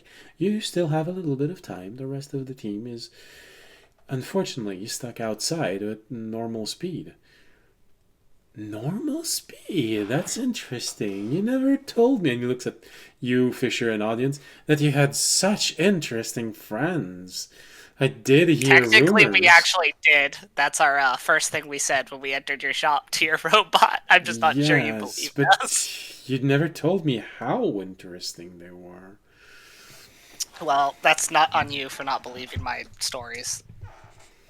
Well, I always have to assume that someone's idea of exceptional is not the same as mine, usually much smaller. I may have misjudged you. You might have a mind that is more interesting than I thought it was. You hear Deiraz go, well, they are going through a lot of things. It does help to broaden the mind quickly. More quickly than some would care to, however. Now then, I guess this is the object that you had all been sent to collect and managed to misplace using magic. Very interesting, very interesting. See the wizard misplaced through magic. Now that's an interesting way of putting it. Not exactly the same that you all used when you came to me. Yeah.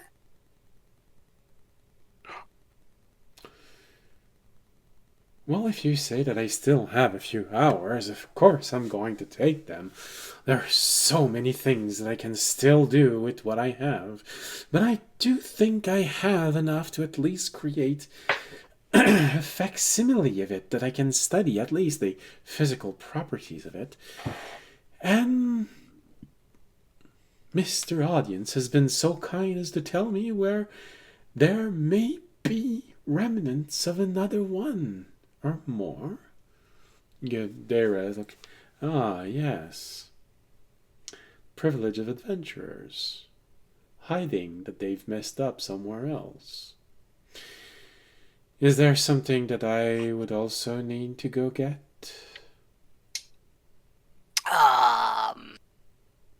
There were potentially 12 more. We told Did them we tell that. the garden? I think Yeah. we told the garden. You didn't Yeah, tell we the gave garden them that they needed to go get them. Yeah, we did. We No, told we them might that not have the told rest them. of We them. might not have specifically told them to go get them. I think we assumed they would assume they should go. Okay, yeah, we told them they were buried there. If they didn't think Yeah. to go get them, that's kind of on them. Yeah, I'd be like, well, we told. I mean, I'll say that. Honestly, I'll be like, we told you about it. We assumed that you would find it if you found it important enough. You'd go recover it. Well. Jorg didn't wake up. Jorg is in a deep sleep. Just a loud snore. Well, yes, of course you did mention it, but you did not mention exactly how bad they needed to be collected. You do have to remember that you're all adventurers, and we do have to take into consideration that not everything you do is of great importance to us. Everything we do is of great importance. To us. Exactly. Yes, of course, of course. So, I guess this would be important. He looks at the wizard looks at him. Well, I guess we're gonna have a race then. I better prepare another time dilations if you're gonna be there very soon. There is, just looks at him. Well, we won't stop you from doing this. We'll take care of it in our own way, in our own time. Probably something that another member would be interested in figuring out.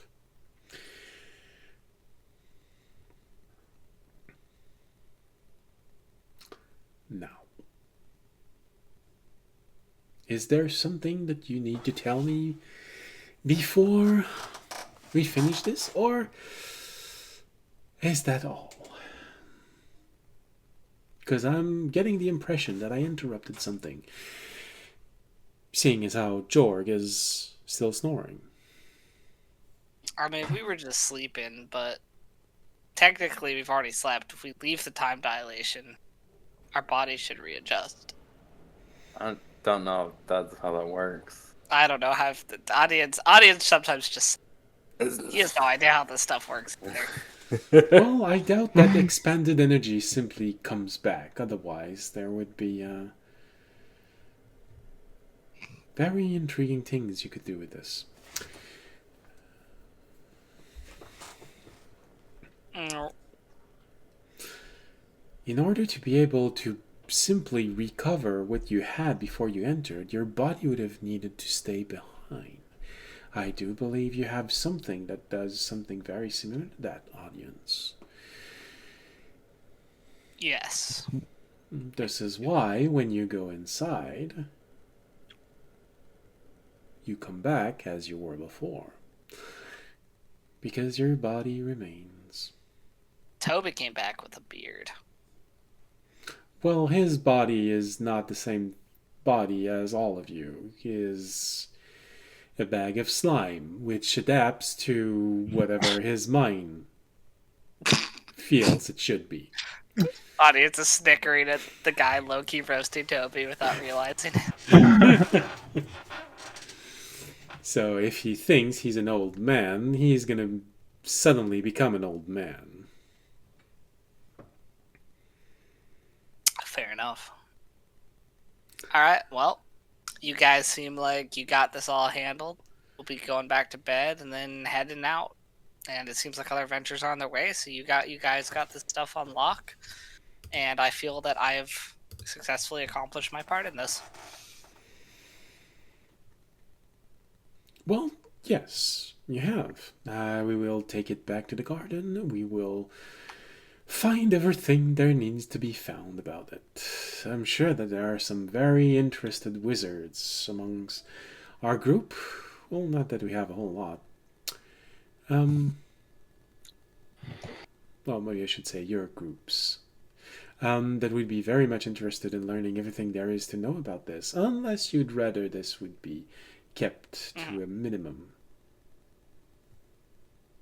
knowledge pool. Oh, Fisher, while we're awake, I realized that I never gave an update on this and probably should have. Can we have Terry send a message to Amiala's sister saying we successfully got out and did it, so she's not just wondering if we were all killed, and divulged our plan to the wizard before we were killed? That she was involved in it. We should probably update her on that, since she was involved. Can you just have Terry send a message for us? Yeah. Thanks. Or, I mean, I could. Either way, just someone should update her. Yeah. I mean, it's been like, what, 2 hours? But, yeah, I guess that's fair. That's still a lot of, yeah. And we lost. We're gonna get a moment. We lost Remy. Alright, I'll leave the message sending to Fish. Well, yeah. Or Terry. Or, no, actually, I'll send the message. She was communicating with me, so I actually will send the message back. It's more polite. Do you? No, I'd have to do it. By sending it, I mean Terry would have to send it. Just use my words.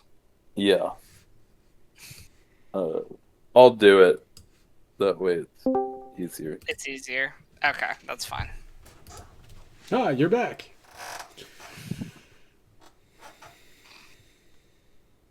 Yeah, I don't know what happened there. It's like, well, I know what happened. Like, connection was lost, but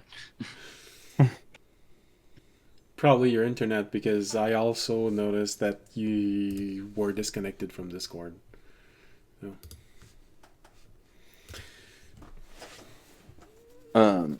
But yeah, what do you want to? Well, You the wanna bubble word the bubble is still up right now. So if you send the message, It'll it's be gonna like, stand up. yeah, all right. Yeah, I guess we can set it when the bubble goes down. I could also step outside and send it. That way, from Fisher's perspective, everything's gonna happen in a few minutes, and from audience's point of view, it's gonna happen in an hour and a half.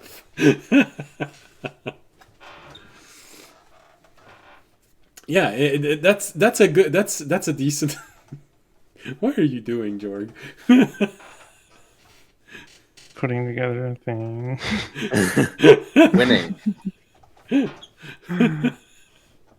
I see you looking at that thing for the past 20 minutes. I'm just wondering what you're doing. Just mesmerized. Building a rocket. It's like a jet engine. Oh, Hey, no. I wasn't that far Yeah. off. Uh-huh. Oh, okay, and I can see it now. Okay. Hell You yeah. see, now I just want to imagine Jor creating an eco-friendly jet engine. Yeah, right. Yeah. Oh, Yeah. okay, I okay. can't get it. So why exactly did you want to be a druid Like and a- not an artificer? Yeah, I know. I'm in school for mechanical engineering. I want to be an artificer. Although I will say, in fairness, when Jorg joined, I think there was Yeah. heavy encouragement to play something that was able to heal, and artificers, while with the capacity Oh. to heal, are not great at it. Well, here's the thing: Yeah. is that he did ask what was missing, and a healer was missing. But I also told him to do something he'd like to do, and so he decided to take a healing class and not heal anyone. So. Uh-huh. Well, I used to heal people. But there's no need to if we have Ornak. Yeah, and I do like druids. It's just It's okay. yeah. I'm teasing you a bit. Don't- Yeah. All right. So, Yeah.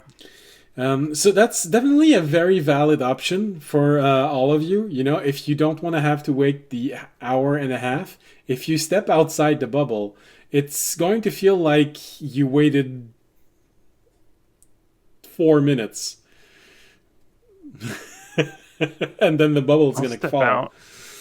So. Oh, wait, I'll wake up. Oh, what's going on? I just Not keep much. hearing a lot of It's so people loud. talking. Uh-huh. We're debating stepping like- outside the bubble to make time go faster. You do that. He's going to stay there to I'll keep snuggle back sleeping. up with Pharrell and go back to sleep. Yeah.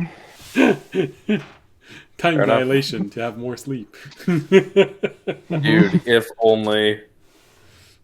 That's why being able to stop time would be the best superpower. Mm-hmm. You could hit snooze on your alarm so many more times. You just wouldn't have to hit snooze. You just stop time and then Go to Sleep sleep, as long wake as you up, want. and then for everyone else, you're just running. just have 24 24 hours hours. of every day. I mean, more than Like, that. I mean, I know obviously, this but- is like beyond this calls to Sam of the past, but do you know how much League of Legends and or Overwatch you can play nonstop with that ability? That is also definitely 100% of what I'd be doing. Think about how everyone would love you if you never had to say, "Sorry, guys, I need to go pee. Just give me a moment." No, you just stop time, go pee, come back, and there you go. I'll be No, honest. no, I'll be honest. No one's ever judged me for going pee. I don't know Yeah. what frenzy. Yeah, that's because you pee in a Coke bottle. Exactly. I don't openly judge you for peeing. Oh, I see. Yeah, there's It's like, which is more important, your bladder or the team?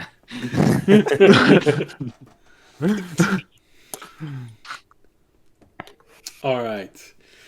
So everyone It's about else. family.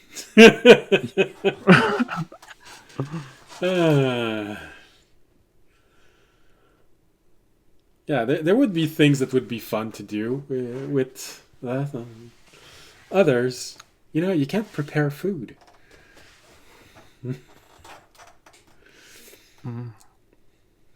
You can't open the stove because it's going to take too long. The time has stopped. You can chop your vegetables and your meat, but you can't cook it. I think not having to sleep would add enough time to your day that you could take some out to cook. I'm pretty sure that once you manage to take sleeping out of your daily schedule, you'd find other things that you'd like to take out of your daily schedule. Yeah. I mean, do you know how much how much time you would save on commute if you just briefly bought a motorcycle and just stopped time and just weave your way through traffic? Mm-hmm. What are they gonna do? Arrest you? How? Yeah, and imagine you buy a new desk, you stop time, and then voila! For everyone else, it just finished assembling itself. I'd buy a desk. Just pause time and walk out of the store with it. Yeah. Yeah, that's where it leads. The fastest moving paramedic vehicle or EMC vehicle. I mean, what am I pushing it? I guess I could just go pick up the dude. Yeah, you put him on a stretcher with wheels, and you just push. Yeah. Just ride that down to the hospital. Yeah. I mean, you're not going to hurt him because they're frozen in time. Between two heartbeats. There's not enough time to pass. You burn calories while time is frozen. Yes, if you do, but You not age victim. too. Because if you do, you're going to spend so much money on food if you're just running everywhere. Counterpoint. Time travel, not time travel, time is frozen. You can pretty much get food wherever you want. That's fair. That is a good point. Never mind. What am I thinking? Just go to the grocery store. Stop time. I'm sorry. Is Walmart? It's like the most ethical business in the world. Are they going to miss out on the profits of your theft? All insured anyway. Mm-hmm. So, back to the game. I mean, we completely respect the flow of capitalism and our necessity of participating therein without taking shortcuts. CEOs earn those bonuses. Oh, goodness. Yeah, definitely. They must have time freezing. Okay, anyways. So, everyone steps out of the bubble except Jorg, who wants to have another hour of sleep. Everyone say, "Oh, we're gonna step out the bubble, so it just takes a few minutes. Anyway, we can't do anything else." You just hear Jorg go.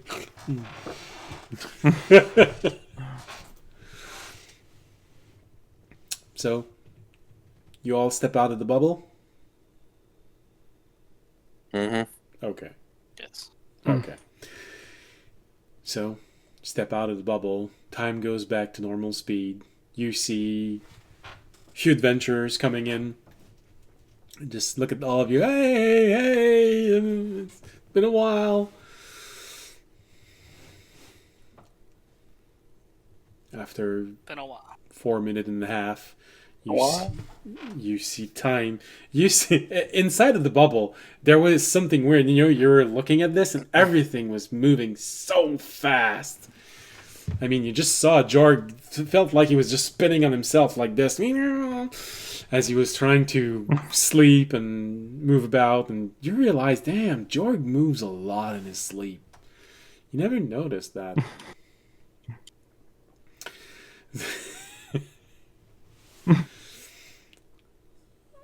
do sounds get like super deep when they come into the bubble? 'Cause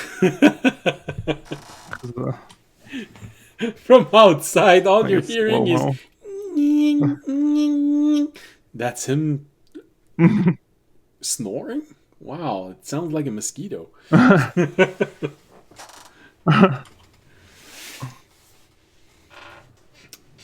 So, I guess he's annoying as one.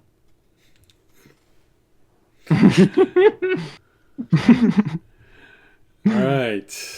So, how much damage is Vicious Mockery again? A D4 per cantrip level. Alright, so 4.5 minutes passes and the bubble fall.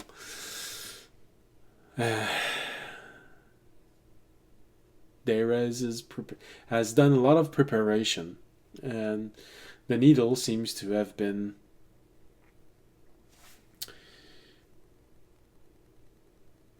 strapped in some way, ready to be transported. A variety of runes have been added on the surface of the object. They glow in a different color. And you see the wizard looking at you. Well, that was absolutely fascinating. But I need to go somewhere else before your friends actually get there. Audience, please.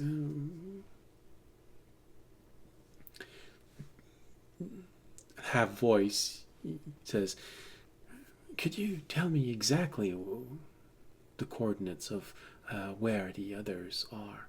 It would help me tremendously if I didn't have to look through an entire field. Audience is like coordinates. Coordinates. Well, what I would do is I'd be like, the coordinates are harder because the town was destroyed. But they were located in the octagon.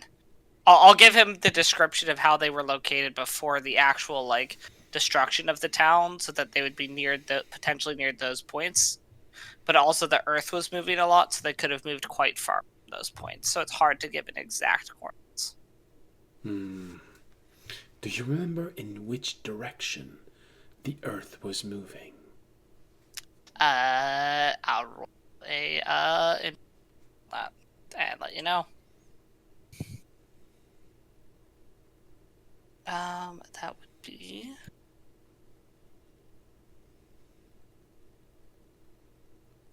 no, I do not.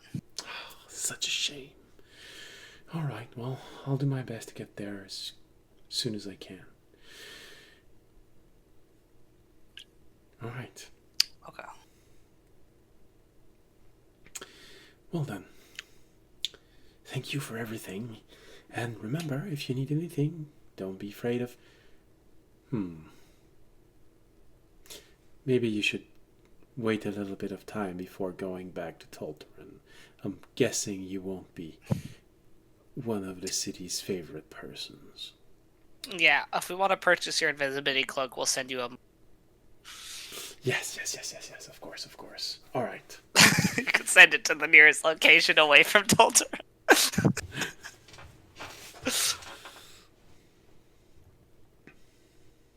Well, I have been thinking about opening a second shop in another city. Maybe that would be a good time.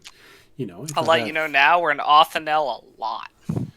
Oh, okay. Well, it is a pretty busy town. Pretty busy city. It's gonna be hard finding a place there, but I may try. Alright. Well, let us know. I will. All right, well, everyone, it was a pleasure meeting you all. It was an honor of doing business with all of you, and I really hope I'll see you again all. Yep. Opportunities like this don't just fall from the sky. All right. Cool. I guess we'll go... Are we near a No, we're not near a teleport. No, are we? Well, it depends on where you said you wanted the needle to be teleported to. because it's your coordinate. I just said an open field, so I don't know if we're near a. Probably not. I feel like no, because Yeah. Not to just not put, because the garden probably wouldn't like us being like, "Hey, powerful wizard dude, portal." I think we actively did not put us near a teleporter. Luckily, I got my helm, so we can use that, unless I roll really poorly again, to send us to. Well, you've got nothing interfering right now, so... No. To send us to a TP. I will let you know when I roll. That is a... Fisher, you were supposed to call someone to tell them that you're all right? Yeah, you could do that. Yeah. Did you want to word it, audience, or am I good to just go, "Hey, we're not dead. Thanks for the help." Go, "Hey, we're not." Yeah, "Hey, we're not dead. Thanks for the help." All By right, the way, I failed my teleportation roll. So what did you roll? Yeah, right as I'm casting sending, I go, No, I would "Hey, wait until thanks after. for the help.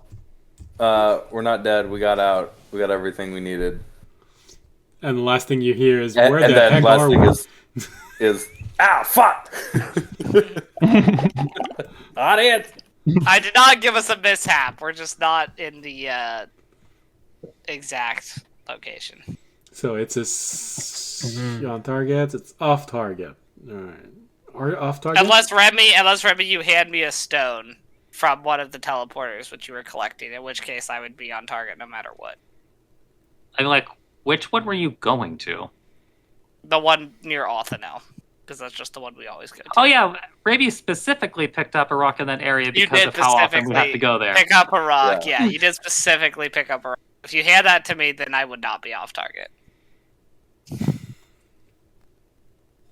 So it's up to Remy if he handed that. I think that was one of the first rocks I picked up. Yeah, it'd be up to After we Remy. had access. It'd be up to Remy if he handed that to me. Well, that's the question. Like, Raby is taking no chances because he doesn't really know exactly all of the consequences of teleport. He just knows that, one of the worst experiences with a failed teleport he ever had made them go forward in time 11 months. That is fair. Well, if he hands me the rock, then I will end up at the location I want anyway, even with a 23. Okay. So, Fisher, you hear as a response. So you send it or Terry sent it? I sent it. Okay. Yeah. Because I was going to say she would be able to understand Terry. Monks can understand any language, but... Okay. I'd send it. So, you send the message. You're all alive. Ambiali responds a minute later saying, "Oh, good." Not Amiali. Who? Sister. Oh, Antasia. Antasia. Okay. Yeah, because she was the one that did the most of the help. Okay. Or the distracting part. So.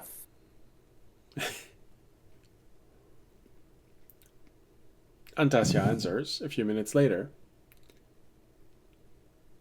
"Well, that's great. Next time, maybe remind audience to tell me that my sister's gonna be there."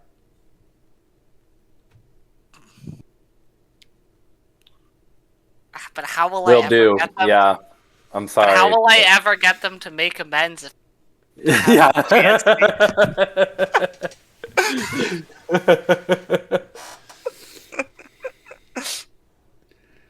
Just trying to create family bonding opportunities.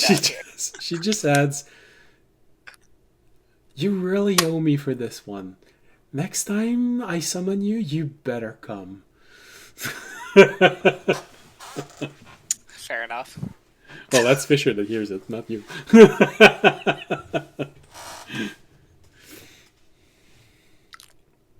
So, what does Fisher? Yeah, what does Fisher say to the rest of the group? All good, guys. Okay, guys. Connie's will give a thumbs up. Actually, he would say because of the message she was. Yeah. She was. Did she sound pissed about her sister being there? Yeah. She was a little bit Oh, bit mad about that. well. Oh well. She sends a follow-up sending, how would you feel if I, like, for example, it's like, brought your old boss if I summoned you? They're family, though. Family's supposed to love each other. Well, they You just didn't want them kill to make another. up so that you can possibly have them in a semi-incestuous three-way. Wait, what?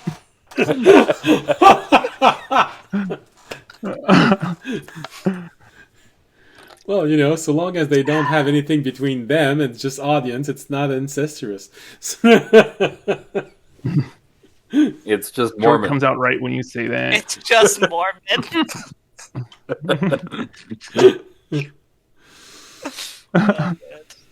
Alright. Oh, I'm teleporting us back to the teleporter, and then I assume we're just going back to the garden. Mm-hmm. Yeah. Then Andre probably needs to go to bed. Yes. Yeah. So, with like this, also a you all teleport back, you take the portal, and you go to the garden. Finally safe from an angry wizard. It's the middle of the night. So, the garden is pretty quiet right now. Yeah. Safe for now. The wizard might not forget us that easily. Well, you know, if you stay a few days in the garden preparing for your next quest, he's gonna have to come to terms with the fact that right now you're impossible to find. So, Yeah. Like, how do they keep passing all of their wisdom saves? They were obviously imbeciles. Idiots.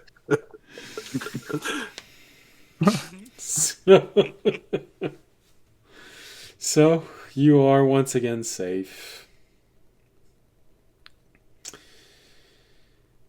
Looking at one another, you sort of have that moment of relief. And then, you know, we're not that tired. Maybe we should just catch up on the rest of the night of sleep. You know, you all only had half a night of sleep. So, anyways. Yeah, none of the shops are going to be open Yeah. to get this sort of power started anyway. Someone's going to be sending a lot of spells to figure out where you are during the next few days. So maybe it's a good idea if you Lay low a little bit. yeah If and really prepare for your next quest. if we're in our room, there's a less high chance that the high level party is going to find us and have a stern conversation with me about having a bunch of random people get killed so I can complete my mission. It was for the greater good. Yeah. Yes, greater yes. I feel like I there's was like, audience needs to avoid the inn for a little bit. Mm-hmm. Fisher should probably avoid the inn for a little bit just because Core might be there. You know, who knows? As long as we're in the garden, we're supposed to be good. Yeah. It's outside the garden. Supposed Last to time, be good. last time I thought I was good. He hit me for 78 damage with a punch. That's fair. You know, audience, at some point you're just going to have to deal with the core problem. True. True. All right. I'll be here all night, folks. Quite literally. All right. Well, with this, we have a party which probably wants to go to bed, and a person in the party who really, for real, wants to go to bed. So, I'm totally awake. I've been awake this whole time. absolutely. He's wide awake. Okay. All right. So, Well, the quest is done. It's over. I can say with confidence that whatever quest you take for your next quest is probably going to be the last quest of level 12. So, pick a good one.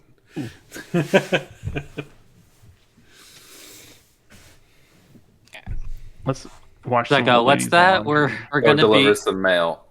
Just real quick. A really Fetch easy quest. fetch quest, you know? It's a Yeah. Yeah. Boom, boom. We're done, actually going to go work at a Starbucks. done. Yeah. No, I was gonna say we gotta go pick. no. 8, I'm, we gotta. I'm not using that module. No. We gotta go pick 8 blue-tailed flowers for Grandma Suena from the garden. Yeah. Gotta go find. You gotta go to get that book on the other side. That are of the literally room. right in her. Yeah, that are like right next to her. Right you in just the walk around. garden, right You just walk outside. around the plot, Yeah. and you pick the 8 flowers to bring them back.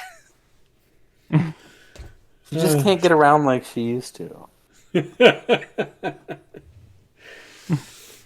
It's her old bones. And she's got plenty of boomer money turns out just that's sitting there. To pay you 1 gold to go get the flowers. Oh, I remember when the young suitors would send me flowers all the time. Okay, Grandma. Yes, Grandma was a hot catch. Oh, goodness. All right. Interesting image.